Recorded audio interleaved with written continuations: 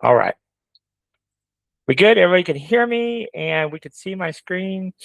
All right. So what we're going to do is we're going to talk about making a pay wand. And one thing that I thought was interesting, and I've thought about this for a while now, is if you go to YouTube and you look up how to create a pay wand, um, there's no videos. I could not find one single video, as popular as these things are, on how to create a pay wand. So I thought that was kind of interesting. So what I did was is I went out to MakerWorld, and mainly I went out there to see if there was an existing pay wand starter where we had our pole and we had the little piece that screws onto our pole, and then we just add our logo to it. But I did not see that. So I thought, well, this might be a good opportunity to go ahead and make a little starter file, and then we'll show you how to actually add a logo or two to it as well. So if you've ever watched my videos, I really encourage people new to 3D printing to really understand your slicer, because there's so many things that we can do just with our slicer. We don't really have to learn design software because a lot of designs already exist in the world. So we don't have to reinvent the wheel. The main thing with this file is the threads that are necessary, because we can't print the whole wand in one go. And to create these threads, that's like a upper level knowledge. So luckily for us, we don't need to reinvent the wheel. We kind of have the basis of our tap to pay wand already created for us. We just have to modify this one. We just need this piece. Now we could go into Blender and we could modify this, or a variety of other tools, and modify this. But I feel like that even that might be a little over some people's heads to do. So I wanted to try and explain a very simple way to do it here inside your slicer. So let's get started. So the first thing that I need to do is I need to figure out how wide this is right here. And there's a really easy way to do it. So we're going to just select this piece, and we're going to go to our cut plane tool. And I do this a lot. When I'm trying to find, especially on an existing file like this, when I'm trying to find out how big certain geometry is, I cut it up. And so I know I want to find out what the diameter of that is. So I use the cut plane tool.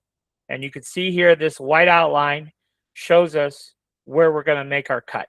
And we just drag that yellow cube up and down. And then I typically will always use this when I'm using the cut to plane tool, the cut to parts. And then we'll go ahead and perform the cut. Now, nothing happens visually until we alt click on the top piece of our hand and delete it. And now you can see what we have left. We have just that little piece. So now if I select that little piece and go to my scale tool, boom, I know exactly how big it is, 28 millimeters, okay? So now I just back up a couple of steps because I don't actually want to cut that. I just cut it temporarily to see how big that was. All right, so now that I know how big that is, now I can go ahead and create what I need to create. So the next thing I'm going to do here is I'm going to create. So I'm just going to right click on my build plate, and we're going to choose add primitive here, and we are going to go to cube, and you can see here we have a little cube. And so we're going to stretch it. So we're going to hit S for scale. And I really encourage you to use keyboard shortcuts here. I know you hear me say a lot about that in Inks, but I really encourage you to do it here as well, because it's so much quicker. If I wanted to change the height of this, I would click on this blue square. And then if I wanted to change the width of this or the depth, I could click on either one of these squares. But one thing that is useful, you see how I pull out this green cube and it stretches. If for some reason I only wanted to stretch it to the front, then after you begin stretching, just add your control key. And so see how that locks the back and then allows us to stretch the front. Now in this case, it's not necessary, but same thing here. When we pull it, if we add the control key, it will snap the back and allow me just to pull it left or right. In certain situations, that could be useful.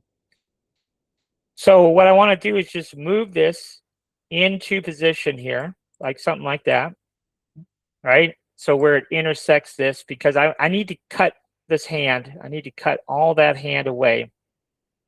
So I just make a big enough box here. So we'll go back to scale for S, and we just pull it out. This is a case where I only want to pull it this way. And then we'll pull this up this way. And so now you can see what we're cutting there, okay?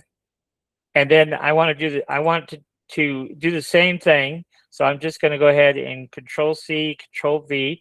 That just makes a duplicate box. And I want to do the same thing on this side. So we'll just move it into place here. Rotate around, move it back there. Now, right now, we don't have to get too particular right at the moment, but something like that, okay? So now we're going to whack off the hand on both sides. We won't worry about doing the top just yet. So let's go into, we're going to have to select this block and then control click our hand and then control click the other block.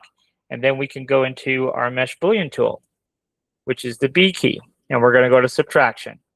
And you can see it just so happens that my cubes are here on the right-hand side already. And then over here, we have what we're going to trim. So what we're trimming is always blue, and what our cutters are always green. So we can go ahead and choose execute. And now we have that. Okay. And so now what we're going to do is we're going to go ahead and add another primitive. Add somebody real quick. All right, so now what we're going to do is add another primitive. So we're going to go back in and add another cube. And we're not going to worry about the size of our cube just yet, but we do need to merge it to this white piece. And we have to merge it because we want to move this cube in the Z direction. We want to move it off our build plate. And when it's all lonely, we can't do that. So it needs a partner. So we just control click both of them, and then we can right click and merge. And that's called an assembly. So now we can move this in the vertical position, but we have to isolate it. So to isolate it, we just hit Alt when it's part of an assembly, because otherwise, if we just clicked on it, it would click your whole assembly. So we just click Alt, so we get out of that, and then Alt click on the cube, and then we can move it. So we can just use this blue arrow to move it off our build plate. We can hit S to scale it up. Now, I want to see where this cube is in relationship to this white piece.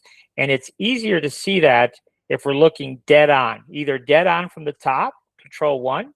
See, now you can see where the cube is in relationship to the white piece. Or if we hit Control 3, then we're looking at it dead from the front. And that's what I want to do, because I don't know exactly how high I need to move this. So we're just going to go back to the move tool, M, and then we can slide it up, and we can see a little bit better where that cube is going to intersect the top of that. Okay, so we don't have to trim it super tight. That's good enough for what we're going to do. So, but we do need our cube taller. So we're going to isolate the cube, Alt key, S key to scale it, and then watch what happens here. When I scale, this is a problem for us. You see that? So that goes back to that earlier tip where I said hit the Control key, and the bottom stays fixed, and then we only are modifying the top. So then we'll go back to our Mesh Boolean tool, which is the B key on our keyboard. So we do have to escape out of this menu, and then hit B. Oh, we got to select our assembly first and then hit B. So now you see we have our green cube. the blue piece that we are trimming, and we'll go ahead and execute that. And there you go. So now we have our little nub that we need for our piece that we're going to add to it. All right, so now I am going to find our logo, and let's go into Inkscape. So I'll bring this over here. File new.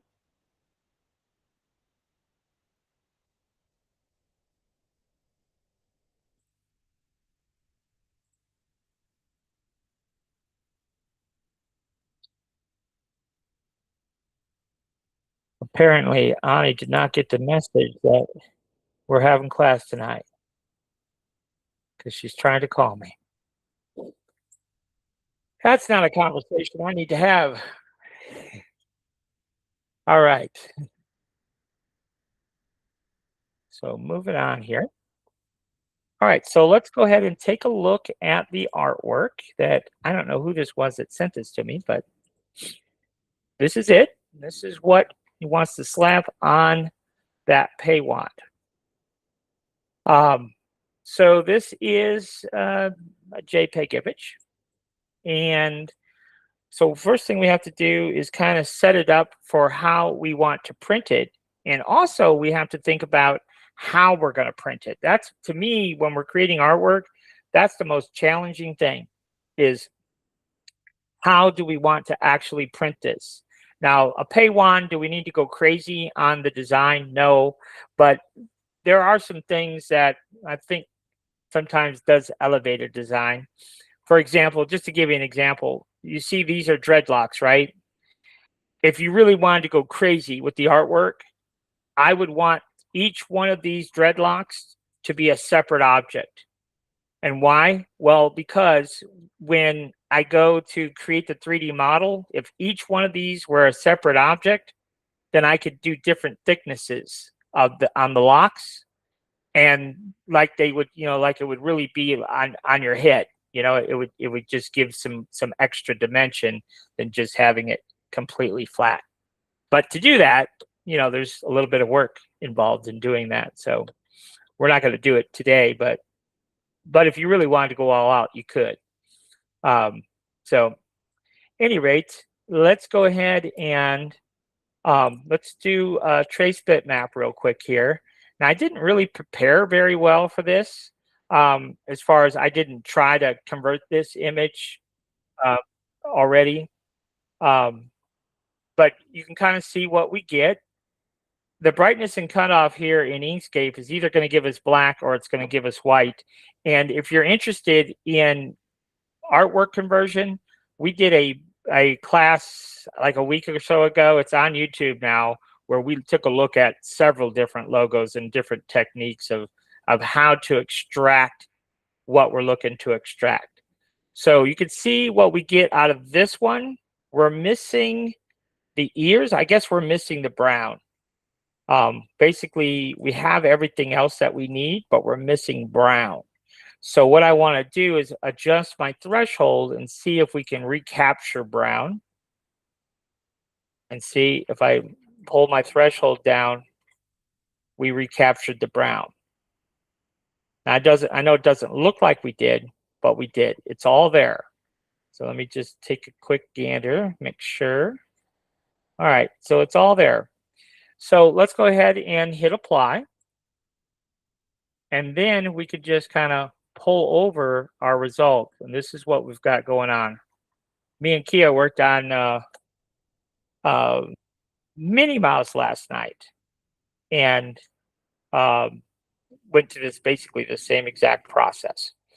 So now what we have to do is we have to break this apart. So we're going to go ahead and choose path and break apart, like so. And then the very outside edge, you've probably seen this in other videos if you watch them, the very outside edge, we're going to go ahead and push to the bottom of our layer stack. You can see we've got a lot of pieces to get through, but this will go fairly quickly.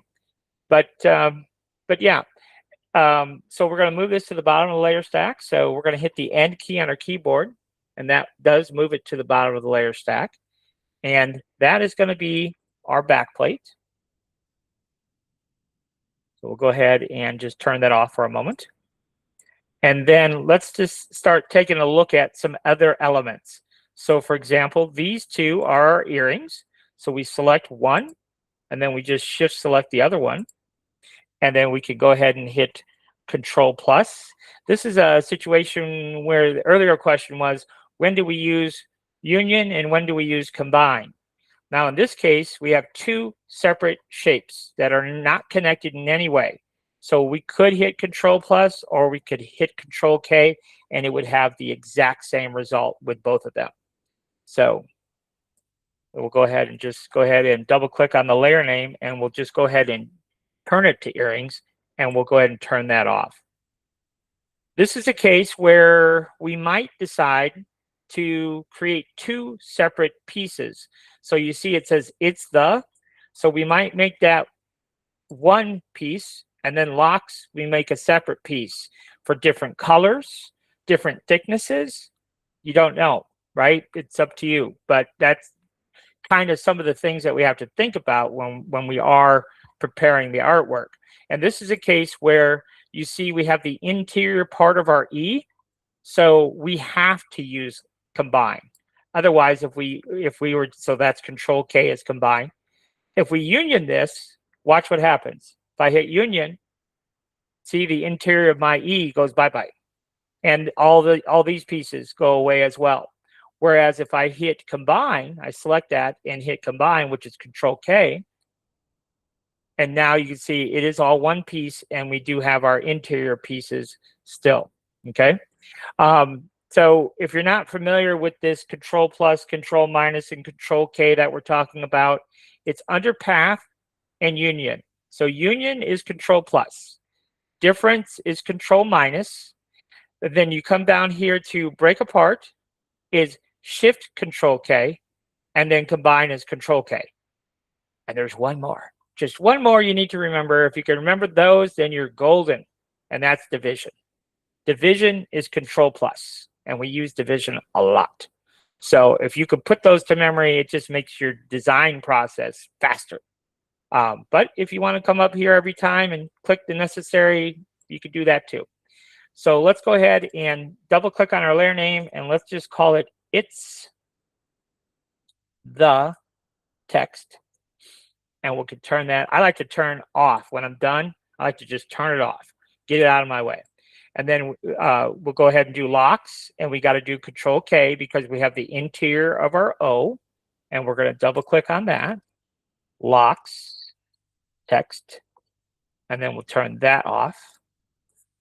And then for me, we'll go ahead and grab that. And again, this has some interior pieces. So we must Control K. And then we'll hit for me text. All right.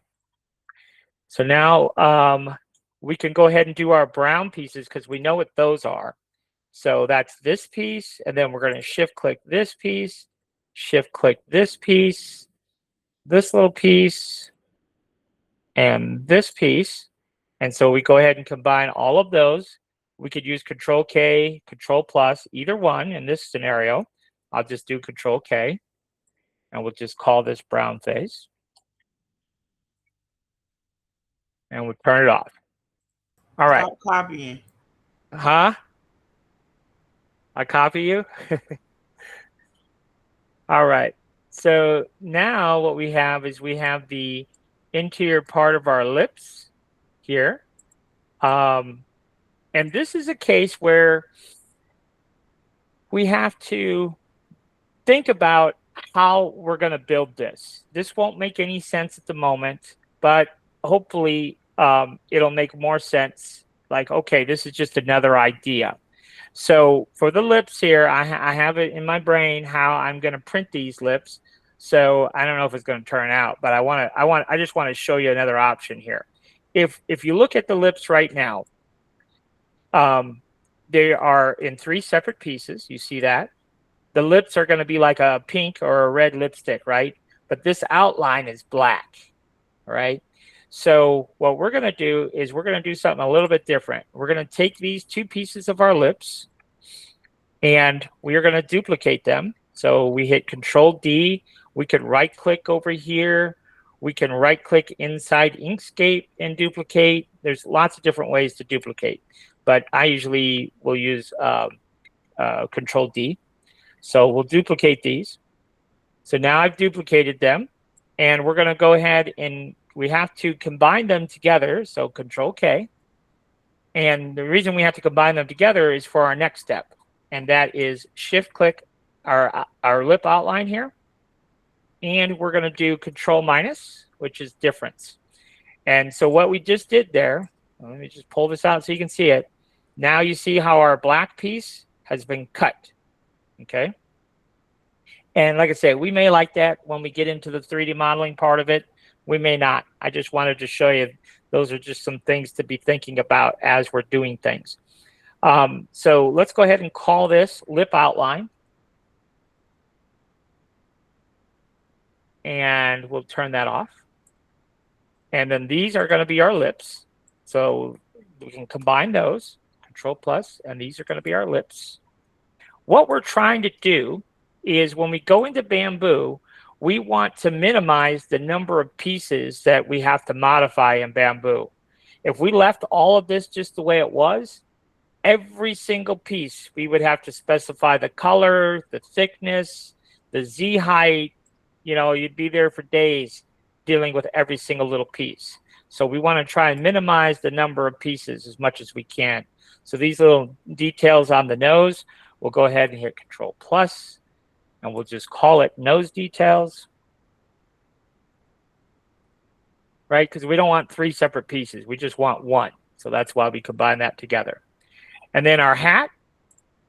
So we'll go ahead and shift click both of those pieces, Control K, to combine them together. And then this is our hat.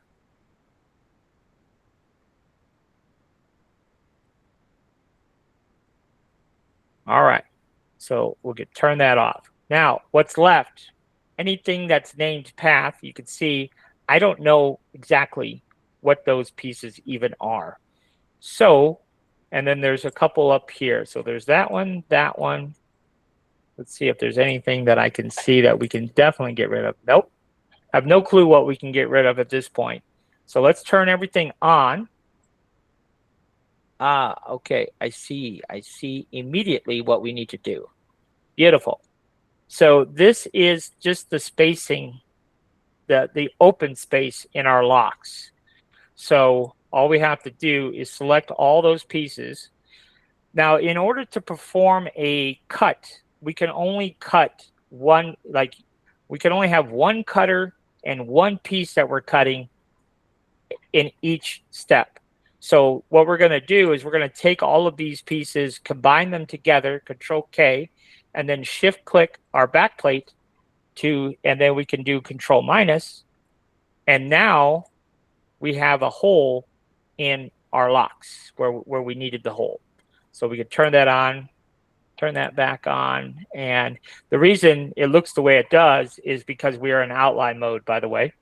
So if you weren't aware of that, if you go to the view menu here, display mode, you could switch between normal and outline mode. So that obviously could be very useful. It just depends on, you know, the details we need to be looking at. I have a keyboard shortcut for me that, and I do have a video on YouTube that, on setting up Inkscape. There's a few settings, even though Kia does not like to follow instructions. I had to show her last night. She'd been trying to work Inkscape and not have her Inkscape set up. But now she's set up. We can zoom in and out. Now, if you're just starting with Inkscape and you haven't gone through that setup video, you will not be able to zoom in and out with your wheel mouse. You will have to zoom in and out, but hold your control key while you zoom in and out. So it's definitely worth watching that setup video because there's a couple of things. The keyboard shortcuts and that zooming in and out and a couple other things that you want to set up your workspace. We go through this drop-down arrow, for example, and all of the different panels and what they do and all that stuff. So just to familiarize yourself a little bit. All right, so this can be black again. We don't need a green anymore. And then we could just start turning on our other stuff.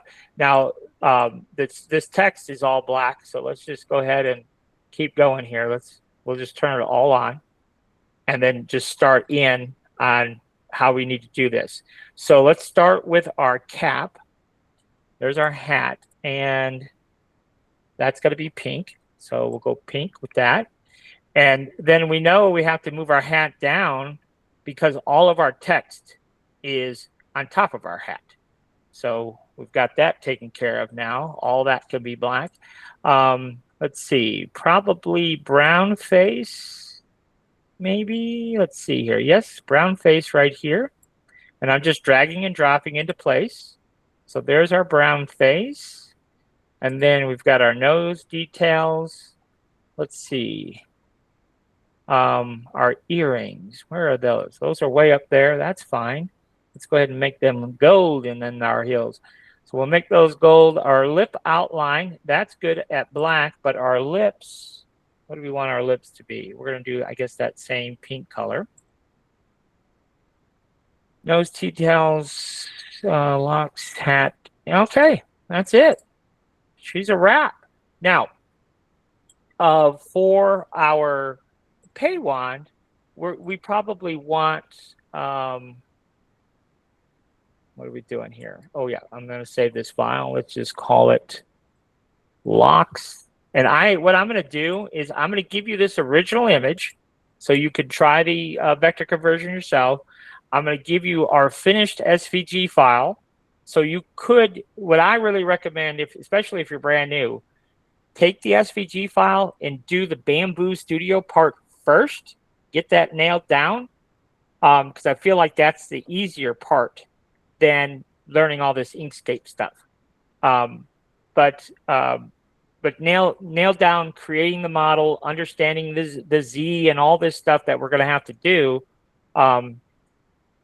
Yeah, so we're going to go ahead and let's call it locks. Oh my goodness. This did this to me earlier. For some reason, it doesn't want to let me save.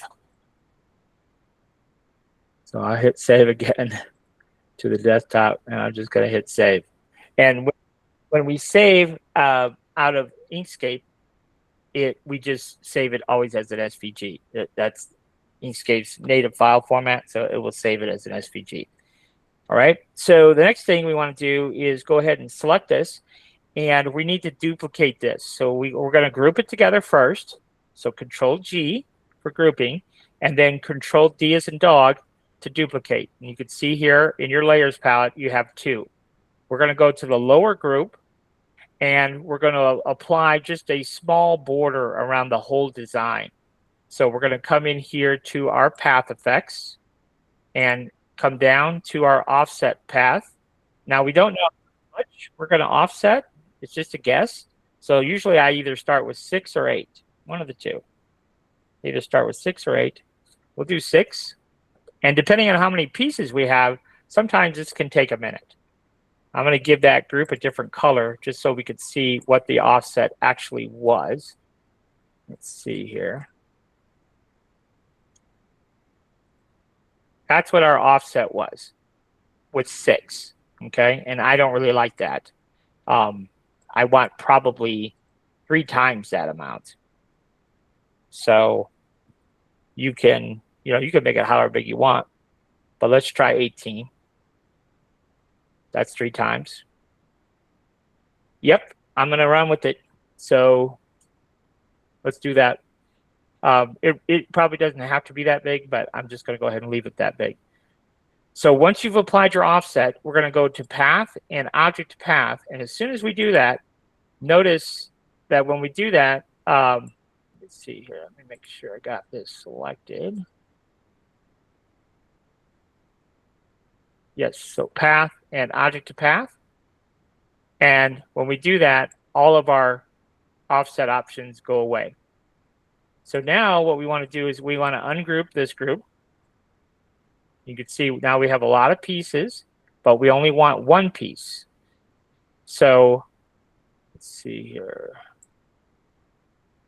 Yes. So what we want to do is go to Path in Union. And then what I like to do is I like to go to Path and Break Apart. We only have one piece, so we're good to go there. So that's all we need to do. And we have just that one backplate now. And now we could go ahead and just ungroup the group because we no longer need that grouped. So let's go ahead and resize this to the size. I guess what we need to do is draw a little rectangle to that would mimic the size of our credit card. So what we're going to do is we're just going to come in here. I usually will make my slots 90 millimeters. So we'll do 90 millimeters this way. And then horizontally, we'll do 58 millimeters. Now you can make yours whatever you want, but this is roughly the size of your credit card. So you can see that we have to scale this down considerably. So if this is 90, maybe scale this to 120 and just see what happens, how those two relate to one another. So we're going to lock it. So when we change the width or the height, the other one will change proportionately. And let's do 120. And just see how this looks over that. And you can see that that is going to work out pretty good, right? And as far as the size of this thing, that would be, one other consideration is how big, how big is this? Well, we know it's 120 millimeters by basically 100. So you see it's 120 by 104. And so what that relates to is that's 4 inches. Okay. And then this way it's roughly 5 inches. But you could see we could scale it a little bit, but not by much. So that's the other thing. Not every single design looks good because otherwise you might wind up with a really big piece on the end. But I think this is, this is manageable. I think that's okay. So, yeah, we're ready to go now. So let's go ahead and save it. And now we're ready to go back into Bamboo Studio and actually turn this thing into a Peiwan. Now, so we're going to go back into Bamboo Studio here.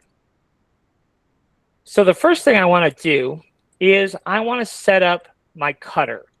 So if you look at this piece, you see this piece here? This has got a thread, right?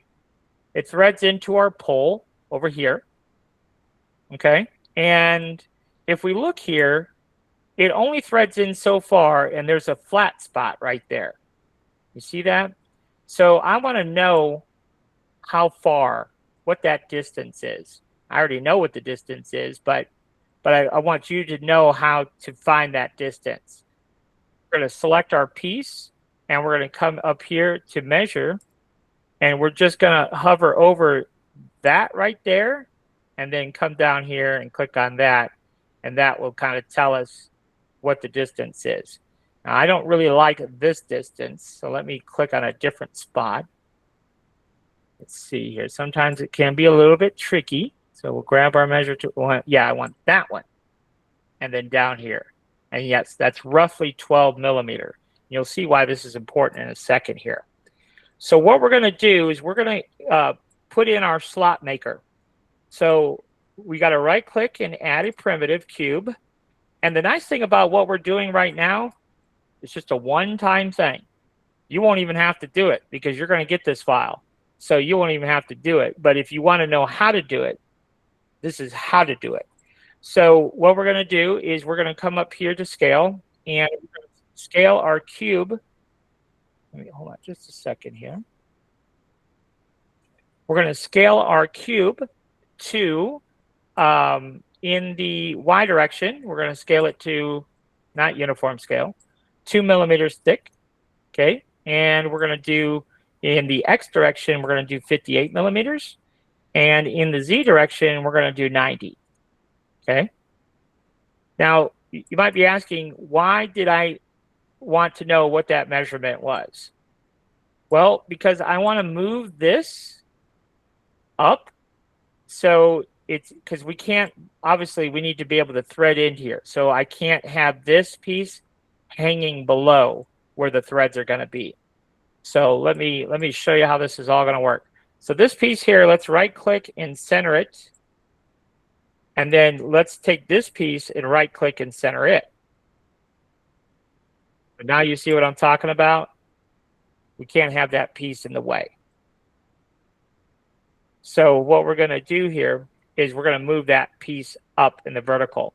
But before we do that, we have to combine this piece. Now you can see this is not perfectly centered, okay? And that's because this and this is not perfectly centered either. So we're just going to move it over close enough. Doesn't have to be perfect. And also, remember that little trick, Control 3? We can look at it from the front, and then we can say, okay, does that look roughly the same as that? And I say, yes, it's close enough. All right, so now what we're going to do is we have to connect these two together. In order for me to move my slot in the vertical direction, I have to connect them too. So we select this one, Control click this one, right click and merge. And now those are together, and we can click anywhere. And then Alt click our slot maker, and we're going to move it up. And so we determined that that was 12 millimeters on the inside there. So we're just going to add 13 millimeters to this. So this is 45, and we need to move it up 13 millimeters. So that would be 58. Now, if we look at it underneath, where the threads are going to be, you can see that piece is going to be cleared and not in our way. So there we go. All right. So now what we could do is bring in our logo that we created. And this will be kind of the easy part of the process. So we're going to hit Control I. And we saved it to our desktop, and we'll call it Lock, I think is what we called it. Maybe not. Let's see here. Oh, that's right. We tried to save it Lock, and it made us save it as drawing. So there we go. Okay. So this is actual size that we're putting on there. Now this is our slot maker over here. So I'm just going to right click for right now and 2 objects. And we'll just get rid of this. We don't need it. And then we'll just go ahead and select all that again. And I like to come over here to my objects panel here and just make sure I have all those objects selected on plate 3. And I do, so we'll go ahead and merge those back together. So now what we have to do is I like to name all of my pieces so I know what is what. So for example, this piece is our back plate. And one thing that we can do right now is go ahead and resize the back plate, which in this case, it's going to be white, first of all. But in this case, our back plate is going to be 8 millimeters. So let's go to scale, and we want to make sure uniform is not checked. And if we do 8,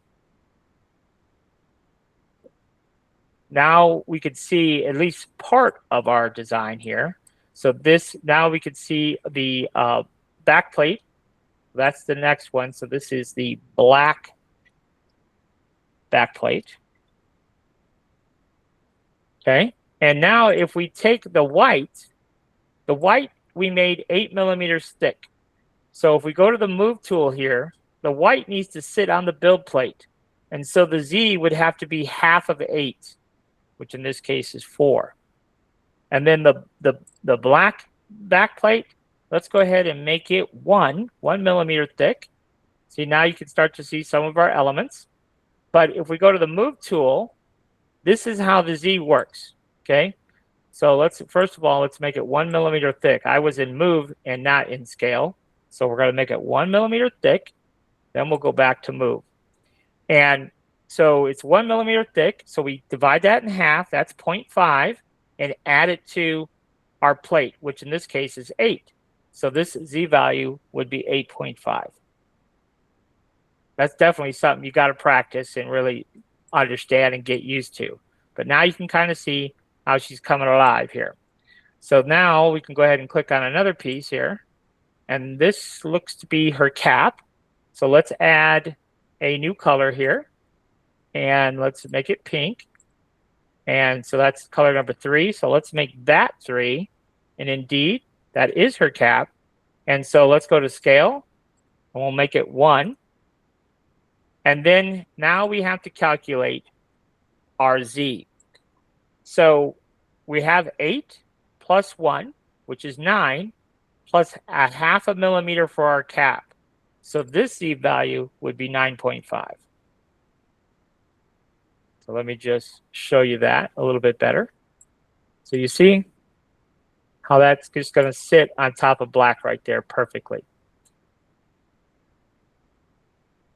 So this is our cap. So we just click, you only click once here in Bamboo to change a layer name. In Inkscape, you have to click twice. But in Bamboo, you just click on it one time and you can change the layer name.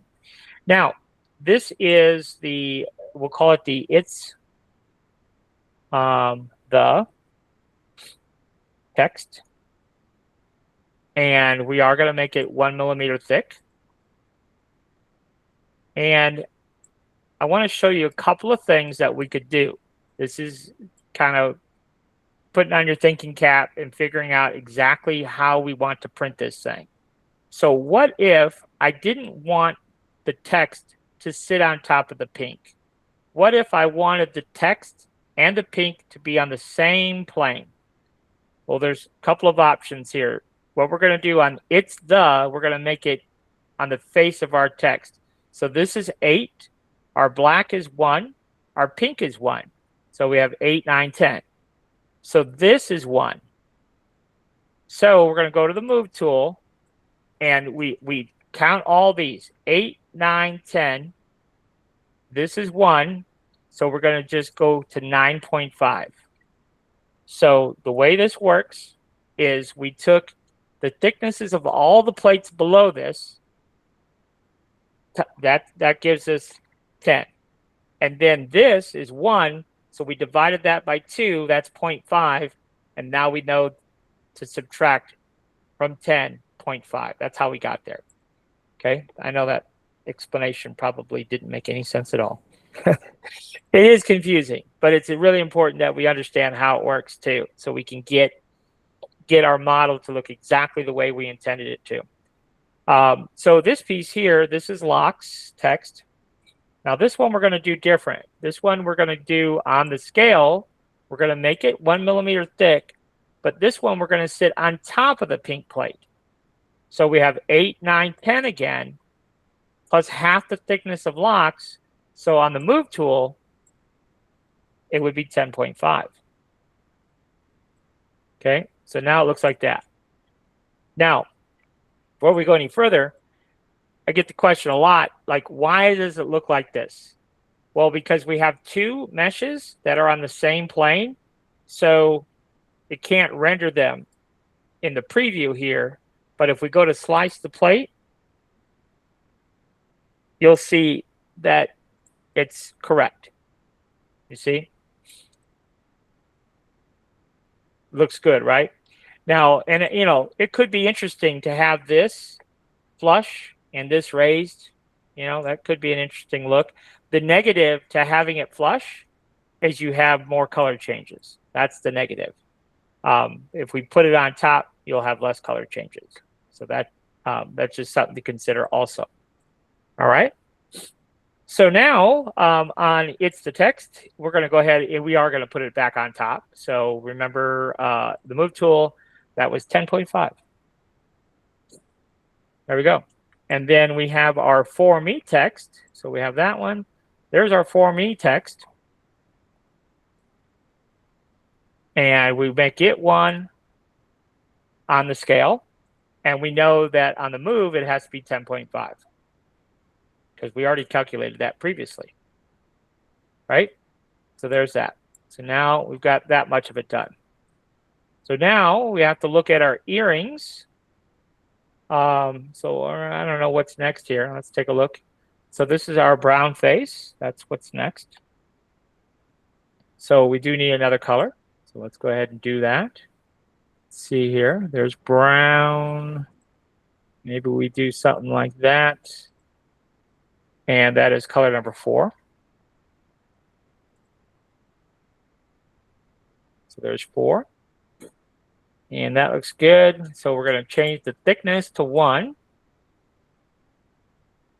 And let's see here. So it's going to sit on top of black. So we have 8 and 9. So the Z height needs to be 9.5. Now the lips, we could have it flush, or we could have it proud. Either way. So in our case, we're going to do our nose. We're going to do that 1. Okay. And then we're going to move it. So this is 8 and 9 plus the brown plate. So 8, 9, 10. So this really should be sitting, for our nose details to sit on top of brown. This should be 8, 9, 10 and a half. But what we're going to do is we're going to make it 10 just to complicate things. And I'll explain why here in a second. So we're going to make it 10. And I want to zoom in here and show you why I did this. The reason I did this is because this is a very small detail, number 1. And if we had it sitting on top and 1 millimeter thick, that very likely could flick off really easily. So if we look here, I just alt-clicked on it. So we made it 1 millimeter thick, but see how it's sitting inside our brown? So what's going to happen is we're going to have some black layers in the brown. And so therefore these pieces, because they're so thin, will be less likely to break off because we have that extra meat stuck in the brown. So that's why I would do it that way. Yes, we have more color changes because now we have brown and black on the same level. But on this particular level, look, we have brown and pink anyhow already on that same level. So we already have some color changes going on there. So now we just keep going here. Let's see, brown face. What's this? Okay, so yes, those are our nose details. Let's go ahead and name those. Of course, you wouldn't have to do all this naming. I just like to do it that way. What are those?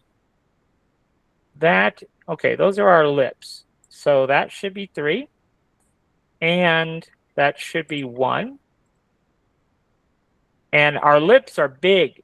There's a lot of surface area, so we don't have to embed those. Only when we have thin lines do I usually embed them in the previous piece. So on this, we have 8, 9, 10, right? The top of brown is at 10. And, you know, if you ever wanted to just know what the top of brown is, there's actually a pretty nifty little trick. You don't have to count. So if we just want to know what the top of this plate is, all you have to do is select that plate, which in this case is the brown plate, right? Alt-click on it, and then just alt-click on white, whatever's sitting on the build plate. Just alt-click on that one, and then when you go to scale, it'll tell you how thick the overall is. It's 10. So now we know what our lips have to be, right? By using that process of a deduction there. So this will be lips. And so then we know that has to be 10 and a half. There you go. So now our lips are sitting right on top. Now, why did I make this? Remember we cut our black piece? I just wanted to do something just to show you, you know, just different things you could think about when you're trying to figure out how you're going to make your artwork. So this is our lip outline. Okay. I want to make that 2. So we're going to make that 2. So 2 thick. This is where things get a little bit complicated because I want to embed, because that's a thin outline. You see, thin outline. So I want to embed that into my brown. So we know that the top face of brown is 10. So I'm just going to go ahead and on the move tool here, I'm going to put it at 10. But if I do that, let me just show you here. This is all on one plane. okay? And what I wanted to do, the reason I wanted to do it this way is because all I want to do is I'm going to alt-click on my black outline. You can see it's embedded into the brown, which I want because this is a thin line, but I want this black outline to sit proud of my lips. I don't know why, but I just do. So in this case, I do need to move it up to 10.5. Okay. So now it'll be slightly less into my brown, but you see here, it just has a little, it's only a 0.5 millimeter. You'll barely notice it, just that little recess. Why do I want that? I have no idea. But it's just something to think about, you know, when you are building your artwork, like how do you want it to look and stuff like that. All right, so that's our lip outline, and we made it to the end, folks. Earrings. And that we will have to add another color. So, because we're going to make that gold. So we want these to be gold.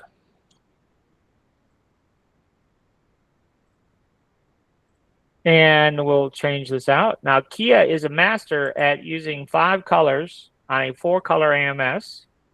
So it can be done. I'm going to make my earrings 2. Right? What do they say? The bigger the hoops, the... No, never mind.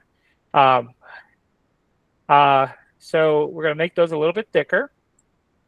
And so we're going to make those 2. And those are going to sit on top of black. So black we know is 9. So, and those are 2. So that gives us a Z height of 10. But we need to not make them quite so big. 2. So then these should be sitting, yes, on top of black. Beautiful. All right. So essentially, we have done what we needed to do, basically. But we've done all this work, and we have a pretty big problem. And that is PAYONEs, the way they print. And this is something that we have to think about when we're making stuff. PAYONEs have to print standing up, okay, because of this slot, just the way it's set up. You know, we got to print this slot, but if it's laying flat, then we have a huge bridge, and there's no support inside that slot. So that's why it has to print standing up. So when we're creating artwork, these are all things that we really have to consider as part of this whole process, is, you know, how this all works. So I wanted to, and I did this deliberately this way just to show you some tricks, right? There's a lot of different tricks, and you know, the more you use Bamboo, the more you'll figure out what all those tricks are. So we need this over here on this, but we need to print this flat. So what do? We need to print our logo flat. So this is, so when you have a logo like this, you have to print it flat. So this is what we got to do here. We're gonna, and I don't know, I hope I can explain this well enough where it's not too confusing. So what we're gonna do is we're just going to copy this over. So we're going to just hit Control-C and Control-V. And on this assembly, I want to delete everything but my backplate. And that's one of the reasons that we name things, is so we can come over here to the Objects tab and look at all the pieces that make up this assembly. So if we come over here, we have our backplate, but we're going to select this piece, scroll all the way down to the bottom of the list, and shift-click this one, and that will select everything in between, and pow. Now we just have the one plate, and that's what we need, okay? So now what we're going to do here is come over here, and we're going to set this plate up on end. So we're going to select that, and let's go to rotate, like so, okay? And then we're going to move this over here. And we're going to go ahead and center this. So if we right click and center it, now you can kind of see how it interacts. You can see it is dead center, which is what we want.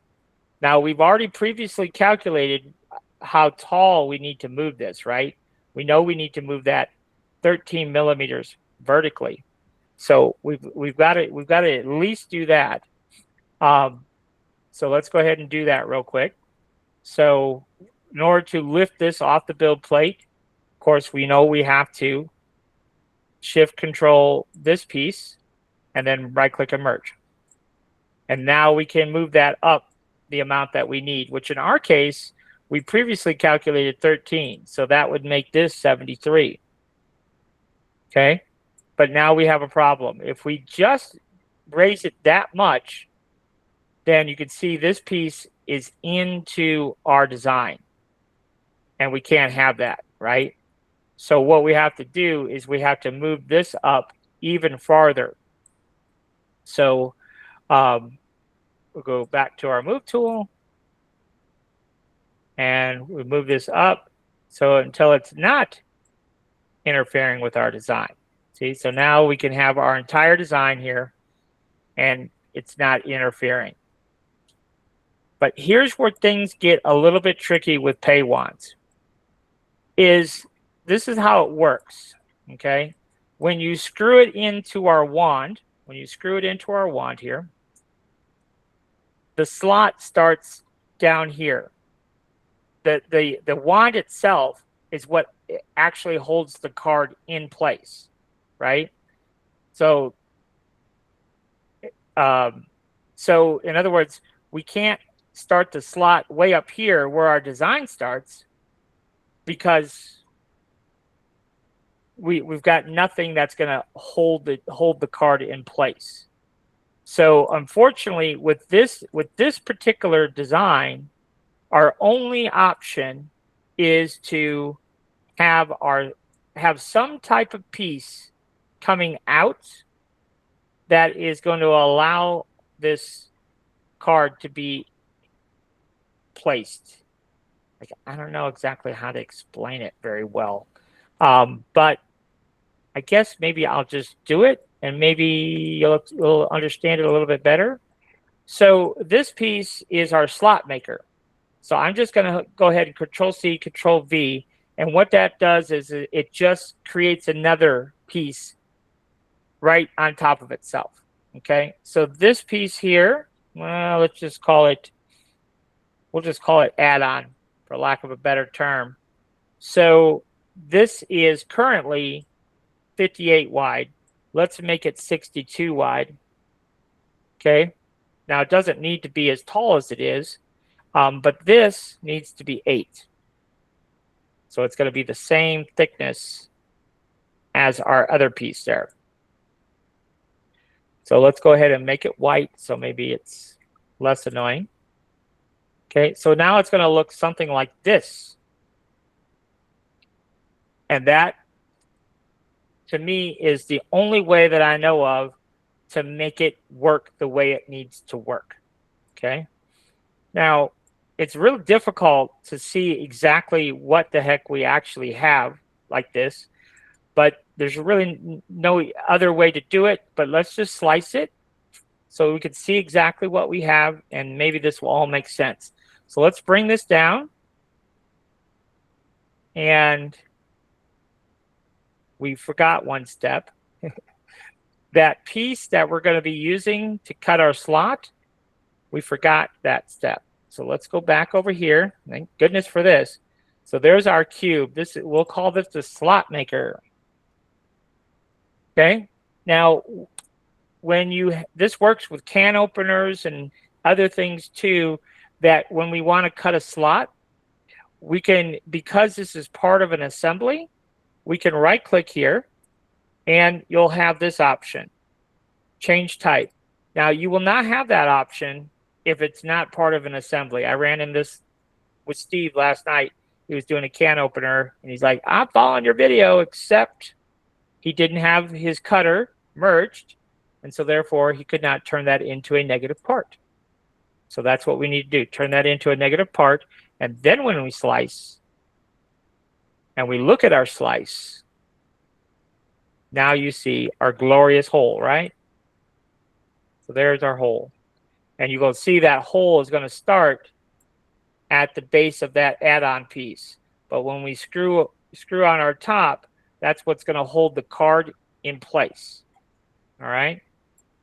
So you can see because we added that little chunk, we actually could have made our pay wand considerably smaller, at least in height. Not a whole lot in width, but we could have made it a little bit smaller if we wanted to. But hopefully you understand how that slot works now. And of course we come up and our slot all the way to the top there, and then it finally finishes off. Okay? So there you go. Now, so back over here, so that is basically going to work just fine now. So this is 8, our slot is 2. So basically what that means is we have 3 millimeters of space on the back side, and we have 3 millimeters of space on the front side. That's pretty good, I think. So back over here, what we have to do is we have to print this flat. We cannot print this up and down. We have to print it up and down for our slot. But this we cannot print up and down because literally it would take a day and a half. With all these color changes, it would take a day and a half. So that's not going to work for us. So what we're going to do here is we're going to modify this so it's a real thin plate. We're going to print it flat, and then we'll glue it on to this piece right here. And then that will be that. That'll be our finished pay wand. Okay? So how do we do this? Well, there's a couple of different ways to do this, but one thing I wanted to share with you, hopefully this will work out the way I envision it, is you remember we went through all this hassle of setting up all the various Z heights here, okay? And the way the software works, if we just come in here and I'll click on this and change the thickness to 1, which is what we want, okay? Now look here. You see everything is floating. And so now we would have to go back and boom, boom, boom, boom, change the Z heights of all those things again. No, thank you, right? No, thank you. So what can we do? Well, we can use a little trickery, a little mastery, and just think ahead a little bit. So what we're going to do here is right click, and we're going to simply create a cube, cylinder, something. Something has to stay on the build plate. And in this case, it's going to be our glorious cube, or our little cylinder here. We're going to merge that, shift control, and merge it. Okay. Now we can come over here and we can select everything but our cube. Right? So we can click here, come all the way down, shift click. I say cube, I meant cylinder. We can shift click here, and then watch. We're going to move this up. But because it's anchored by our cylinder, let's come in here, and actually we could just enter a value of 80 or whatever we want. It doesn't matter. Okay. So now we've got this riding high. So now we can go ahead and just change the value of this. So in this case, we're going to go ahead and change the value to 1 because we only want it 1 millimeter thick. Okay. So we still have the same issue that we had. She's floating. But now what we can do is we can do something different. We can use our assembly tool. So we're going to go to our assembly tool, and we're going to select this face. And then we come up underneath here, and actually we have to do that backwards. Okay. We have to do that backwards. This is an important thing to point out. So we have our assembly. We go to our assembly tool. The first face that we select, that's the fixed face. It even tells you right here. So the fixed face is going to be everything up top, and we want to move this plate to that, 0. Okay? And so now you see Everything is back to the way it was. So all we have to do now is simply alt-click the cylinder, delete, and all we have to do is nudge this with our arrow keys. Boom. By default, everything falls back to the bottom of our build plate, but everything on top, as far as Z height goes, all remains intact. It all moves down to the build plate together. And so now we have this little plate that we can print out with all of our different colors. And then when it's done, boom, we glue it to our pay wand, and she is done. And that's the only way to do it, folks. We've got to print it flat. There's no other way around it. So yeah, that's how it looks. Now, if we want to, let's do this. Because you know me, I like to, on every one of my files, I always like to give you a finished version of the file put together. So we're going to take these pieces and we're just going to assemble this whole thing. So we're just going to, so we have some duplicates here. So we're going to go ahead and move those over to this build plate, and we're just going to assemble it all. So I am going to come over to global and come over to others. I don't like that prime tower. It's ugly. It's in my way. So to line all these up, all we're going to do here, and this is just for visual representation, so we don't have to be super particular here. So we're going to right click on this shape and center it. And then we're going to right click on this one and center it. And of course, I bet you can bet what we're going to do here. So let's go to our objects. And we are in plate 1. So you see here it says plate 1. So we could just scroll down on plate 1 and find those two parts. We're going to right click and merge. And then I'm going to find which part I want, which is this one. And we'll just move it. And again, we're just doing this for a visual. So it doesn't have to be actually perfect at all. So let's see what this looks like. We want it roughly right, but this piece will screw into that piece. So okay, it is roughly right, okay? And then we have this assembly, which consists of several pieces. So you can see here, it consists of several different pieces. So we'll have to accommodate for all of those, but we're going to take this and shift control this, and then right click and merge. So now all that's together. And now we just want to select all these bottom bits here. So those two pieces, we don't even need the slot maker for this. So really we just need those, and we're going to move it up. So we're going to grab our blue arrow. And like I said, we're just roughly going to put it together like so. So this piece we don't actually need. So we'll go ahead and get rid of that.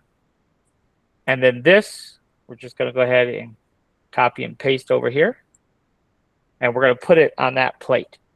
So we're going to rotate it up firstly. So we'll go ahead and do that. We'll rotate it in the upright position here, like so. And then we're just going to kind of guess the distance here. So we're gonna take advantage. First of all, we got to merge these two together. So let's do that. And then we're going to just move all those pieces. So the back plates all the way down to earrings. All those pieces we're going to move together. And we're just going to make it intersect. And then we'll make it come up. Like I said, the only purpose of this is just to be able to get a screenshot for your website or whatever. So it doesn't actually have to line up perfectly. We want to be close. See, we're off a little bit here. So we do want to be somewhat close. And then we're probably okay there. But from a distance, That's basically all we need right there. That's all we were aiming for, just to get a visual of it. Able to grab a screenshot. And let's go ahead and save this. So let's go ahead and file, save project as desktop, and we'll call it class blocks paywand.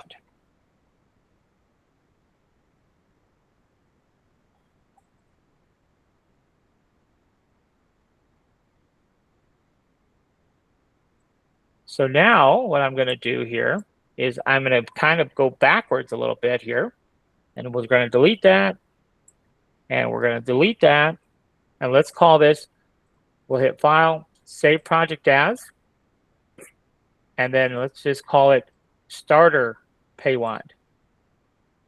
We'll go back and starter paywand. There we go. And then we'll go ahead and get rid of some of this other stuff that we don't need. Don't need that. And we're going to keep that plate, and we're going to keep our slot maker. We're going to keep those two pieces. So we'll move this assembly over here. Okay. How are we doing on time? All right, we're doing all right. I'm going to stop here and just ask if we have questions before we move on to another example. So any questions that you guys want to see about Inkscape or Bamboo as it relates to this before we move on to another? I'm going to do one more example just so you can see how this would work. Nothing? All right. Well, all right. So I happen to have a SVG on my desktop. You know, I was doing the logos for the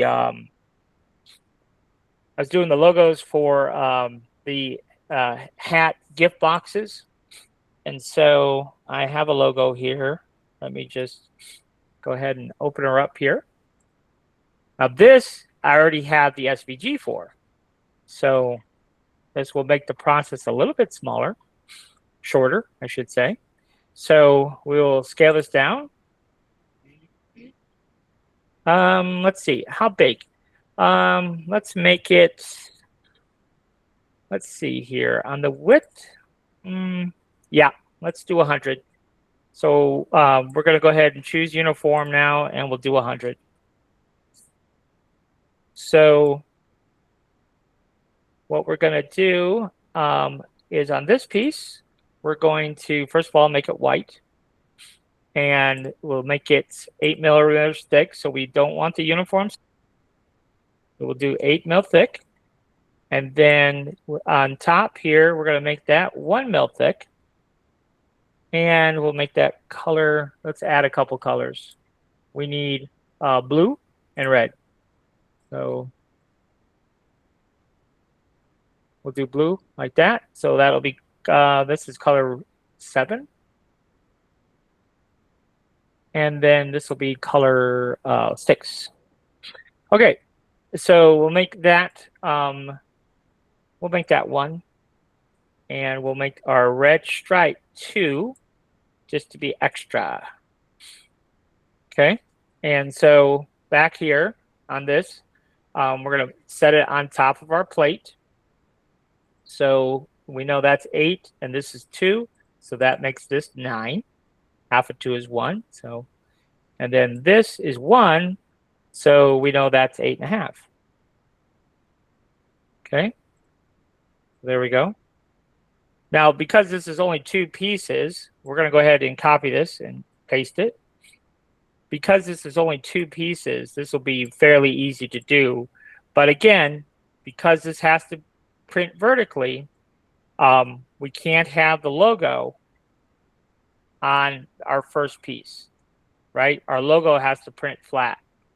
So what I'm going to do on this, on our logo here, we're just going to go ahead and print that as 1. Which means we're going to have to go ahead and change the height of these two. So I'm just all clicking, and that would be 1, because we have, let's see here, did I, no, that would be 1.5. My bad. So let's go ahead and make that 1.5 on the blue here to sit on top. And then the red has to be 2, because the red thickness is 2, half of 2 is 1, plus the 1 millimeter bottom plate, so that makes that 2. Okay, like so. So then this piece, we have to be connected to this piece. So all we're going to do is move that over here and kind of figure out exactly how this is all going to connect. So this piece here, we're going to, first of all, right click and center it. I think that's a good idea. Center it to the build plate for starters. And then let's go ahead and set it upright. So we could do that. And we can center it again to the build plate.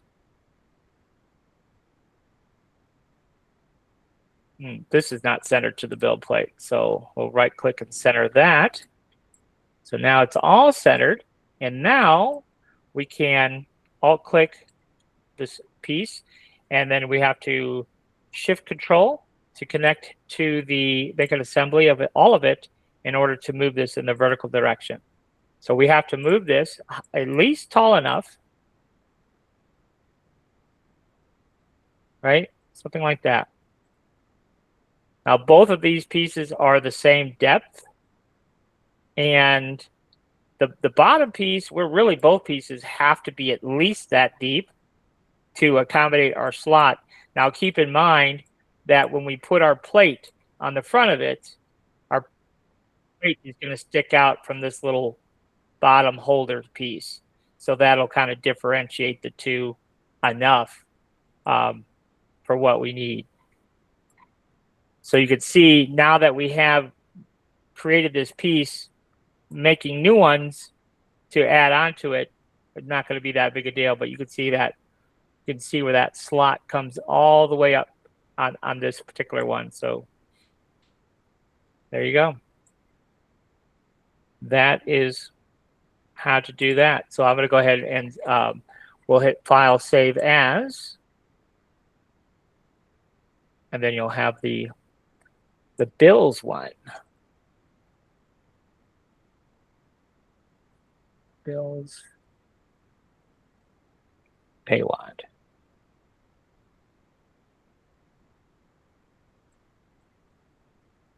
Any questions, guys? Anything else you want to see while we're here? I do have a question for you. Would you be able to take the bills piece and indent it into the thick part? I'm probably saying it wrong. Yes. Oh, yes. That's an excellent question. It really is. Absolutely. So let's let me think about. Yep. Let's do this. So we're just going to copy and paste. Yes, because this particular logo, we could do that real easily. So how would I want to do this? Okay. So what this is how I would do it if I was going to do this. We'll just we got to get back to just our bills backplate. So there's our bills backplate. Let's go ahead and lay this back down flat, like so. All right. So, and then we can copy this over. So what we're going to do here is this is the same size as this right now. So we're going to just right click and center it.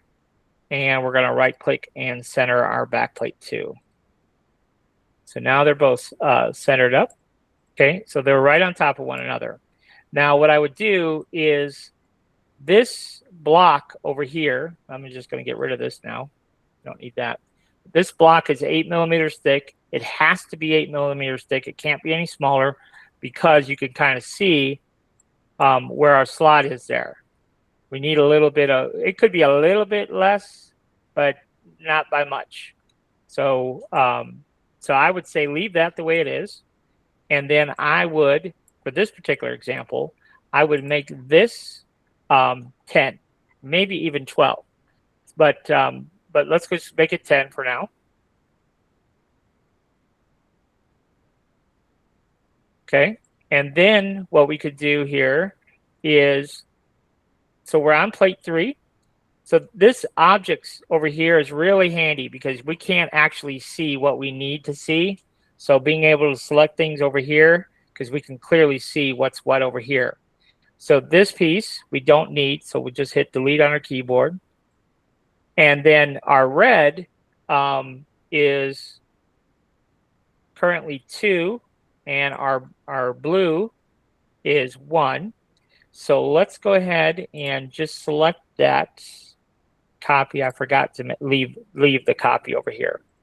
So we're going to print those 2 pieces on this plate just like it is. Okay. In fact, I'll even show you something else that we can do with this logo here in a second. But we should still have, so back here on this plate, which is plate number 3, we still have those 2 pieces.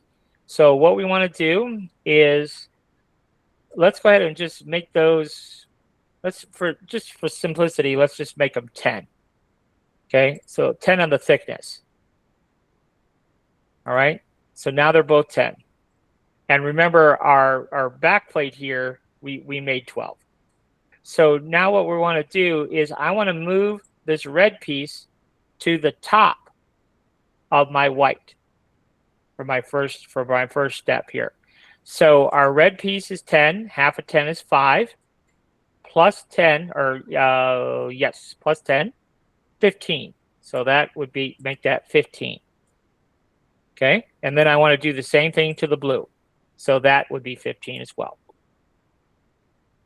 So, but I keep forgetting we're in the move here. Let's see here. Oh, we can't move because these are not part of the assembly. So we have to make them part of an assembly. So we take the blue and the red, which was an assembly, and we added the white to the assembly. Now we can move those.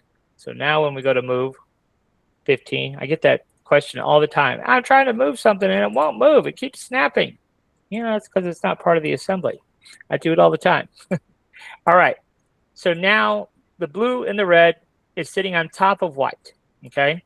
So now we have to decide, well, how much do we want to go in? Which in my case, I say 1 millimeter. All right. So all we have to do is back that off by 1. So we'll do 14.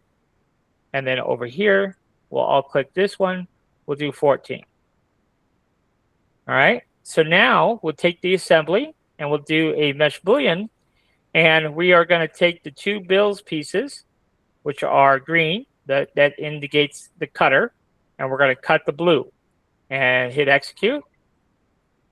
And you see absolutely nothing happens. When I was first starting out, that drove me absolutely mad because here I'm thinking I'm doing something wrong. It's like I'm following the video and this is how it says it's supposed to do it, but it's not cutting. Until I posted on one of the forums and they said, oh yeah, well, if it doesn't work the way you thought it should, you have to right click and fix model and then do it. I was like, oh really? That would have been nice if they would have included that little thing. But yes, that's what you do. You just right click your model, click on fix model, and then go back into your mesh boolean and then execute. Ta-da! We have our recess. Now, here's the thing about this. So we have our recess, and that part is good because now these 2 pieces, we could just glue right in there. Okay, actually it's more than 2 because these 2 are separate also, right?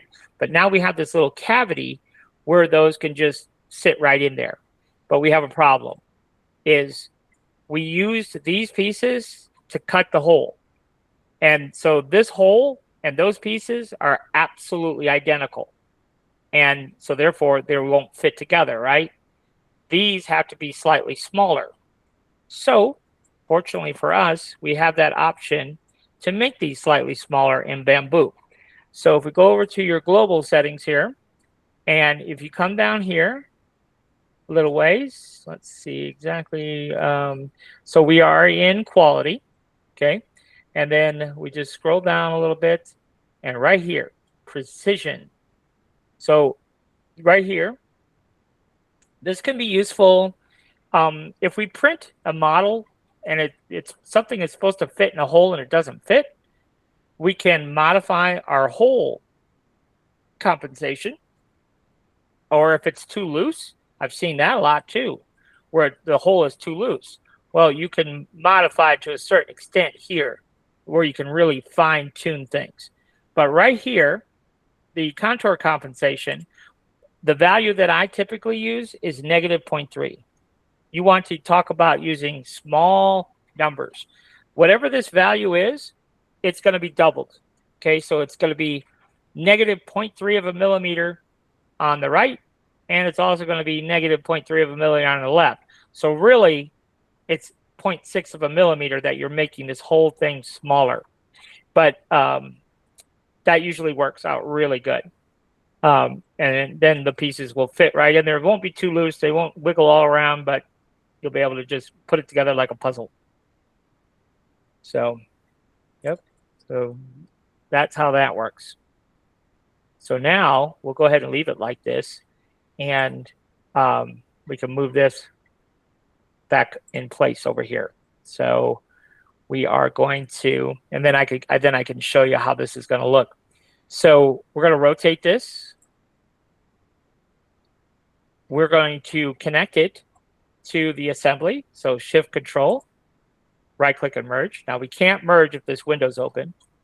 So we escape out of the window and then merge.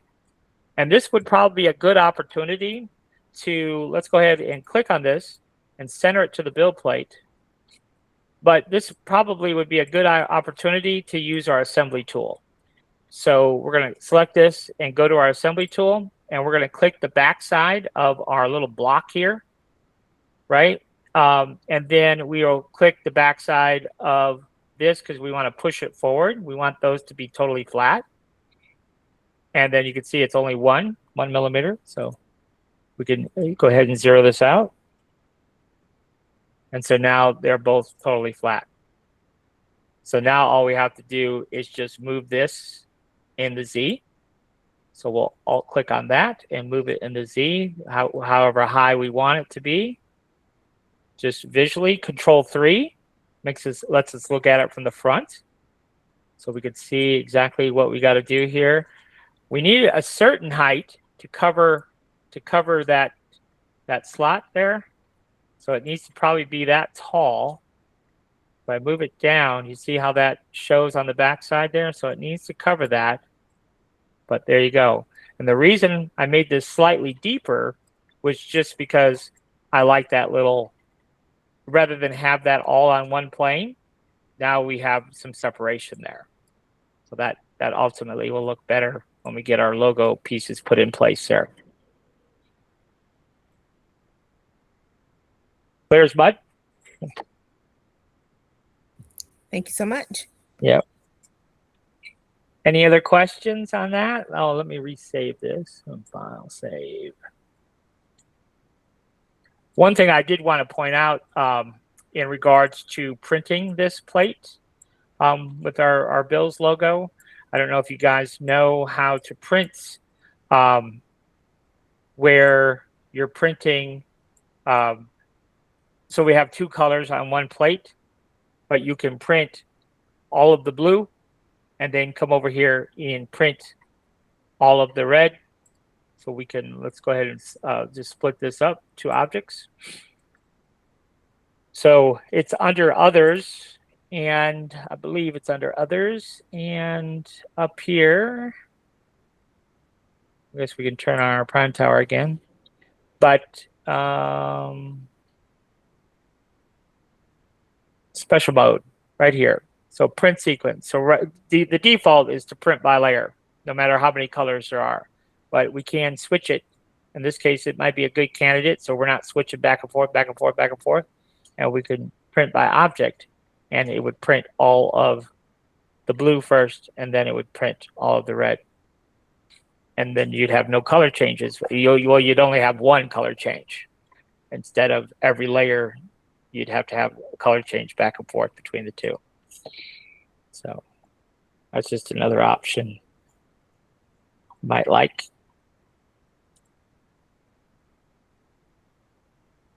That's probably how I would print it if I were going to do it. Anything else you want to see while we're here? We have a live class coming up, of course, Monday night. That's going to be our regular live class. And we have that class and then one more week of freebies. And then we're cutting you off if you're not a $20 Patreon member. So take advantage of those free ones at least. If there's something that you want to see demonstrated on those lives, definitely send it to us so we can make it. Whoever requested the hair locks, he got his file for nothing. He didn't have to pay me to make it for him. He just had to wait till we did the class. So, so if you have something you want to see made, a lamp, I don't care what it is, could be anything, you know, definitely send it to us, give us the details, and maybe we can make it. If it's something I think we can master in a class. These classes that we're doing right now are like classes that I think anyone could do.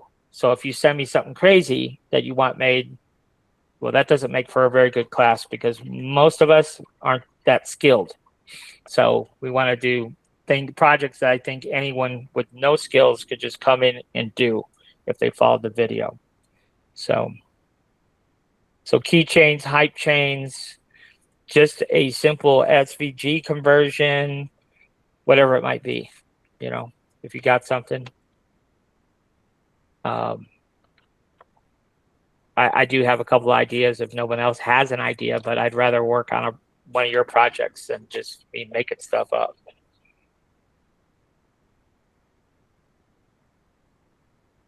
So anything else before we head out? Any logos you want to see as a pay wand? I don't know anyone that would actually use a pay wand, but I don't understand the hype. But And can I ask another Inkscape question? okay. Object to path or path to objects, whatever it is. I know we use that a lot. Just the next quick explanation of when, or because I know we don't use it all the time.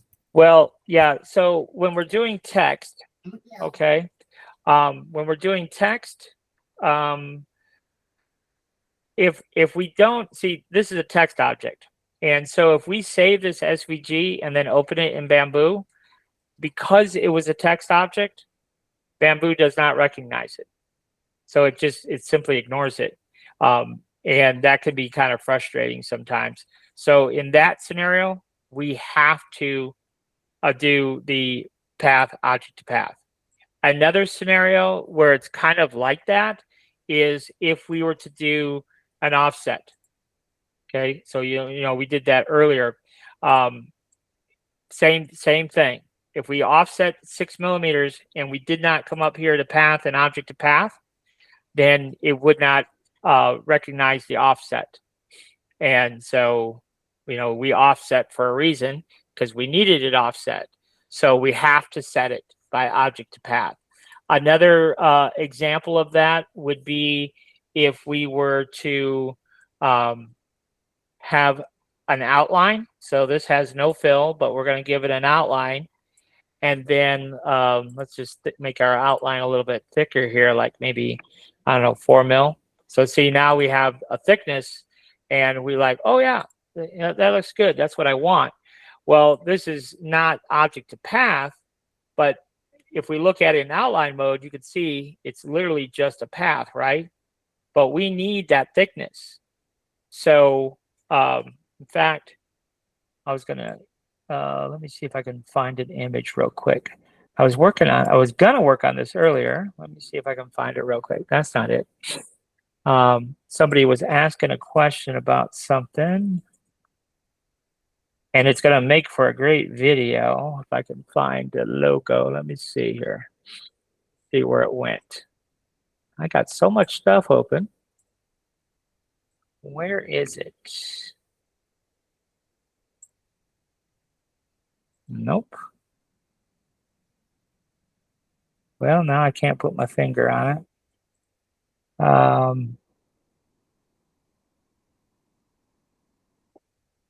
Nope, don't see it. In fact, let's do this.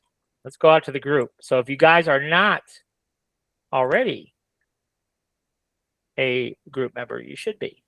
There's a lot of good stuff on there. But let's go right here. Yeah, close all these out. Got too much going on there. All right, so because I know I posted it to the group, this image I'm looking for. Or somebody posted it to the group, rather. This one. So you see this image here? So I was going to show him, he was asking, well, how would you go about converting this into a file? Just to give you an idea here of how we could use this stroke for that particular file. This is not something that you can automatically convert.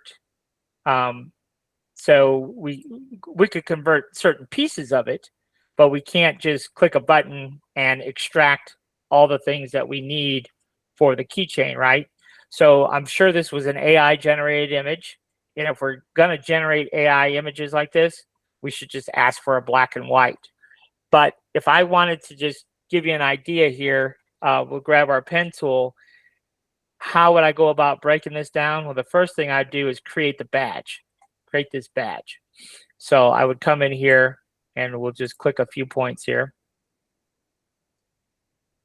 So see how we have that thickness now? And then I'm going to come over here and shift click this. And we'll just click, click. Most of these are straight lines. This one's curved. That one's curved.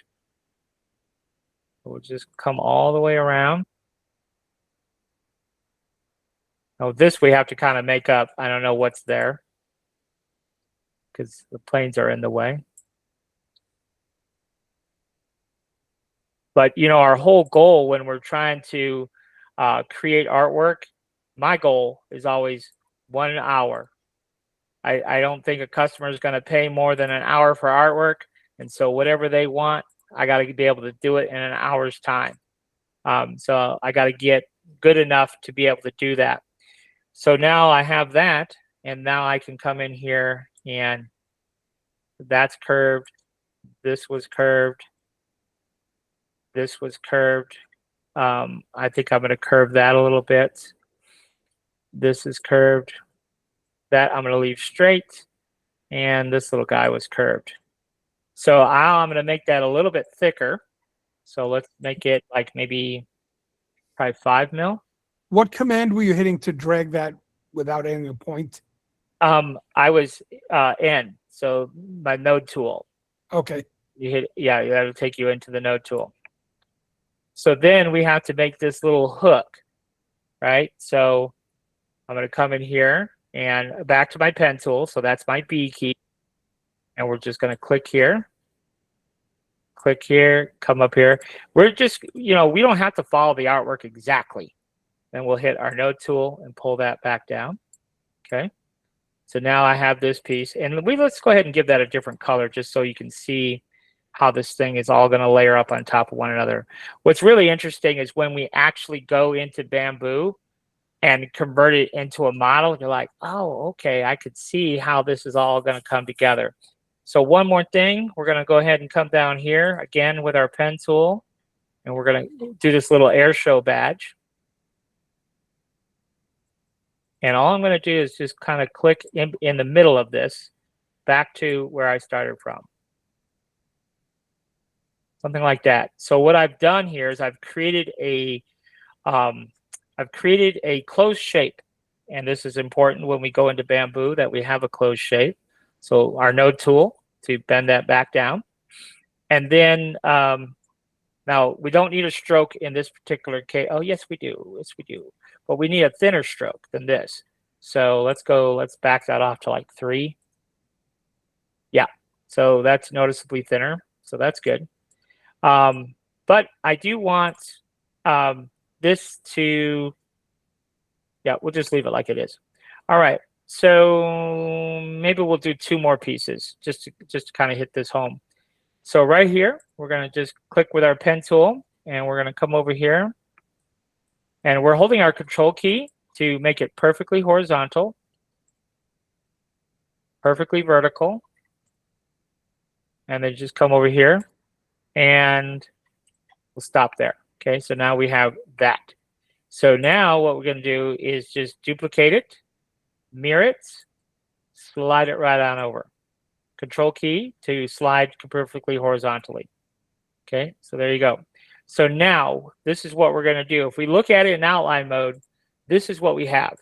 Okay, so for the first step, I want to take those 2 middle pieces, and we're going to use path and this option, stroke to path. So now the width of that stroke that I had, now that has become my badge, right? So we're going to go ahead and now merge those together, Control plus, and now we have our outline piece. But now for Bamboo, I need just this outline. So what we're going to do here is duplicate it, okay? And then we're going to choose and break apart, and then we'll do path and union. Now I've done this so many times that like I already know what the next 5 steps are, you know, so you'll eventually get there. But we're just going to move this down one just so you can see this, and I'll give it a different color. So now you can see we have, this is our fill right here, the green, and then we have our border, okay? Now I'm going to go ahead and create this piece here just to prove a point here.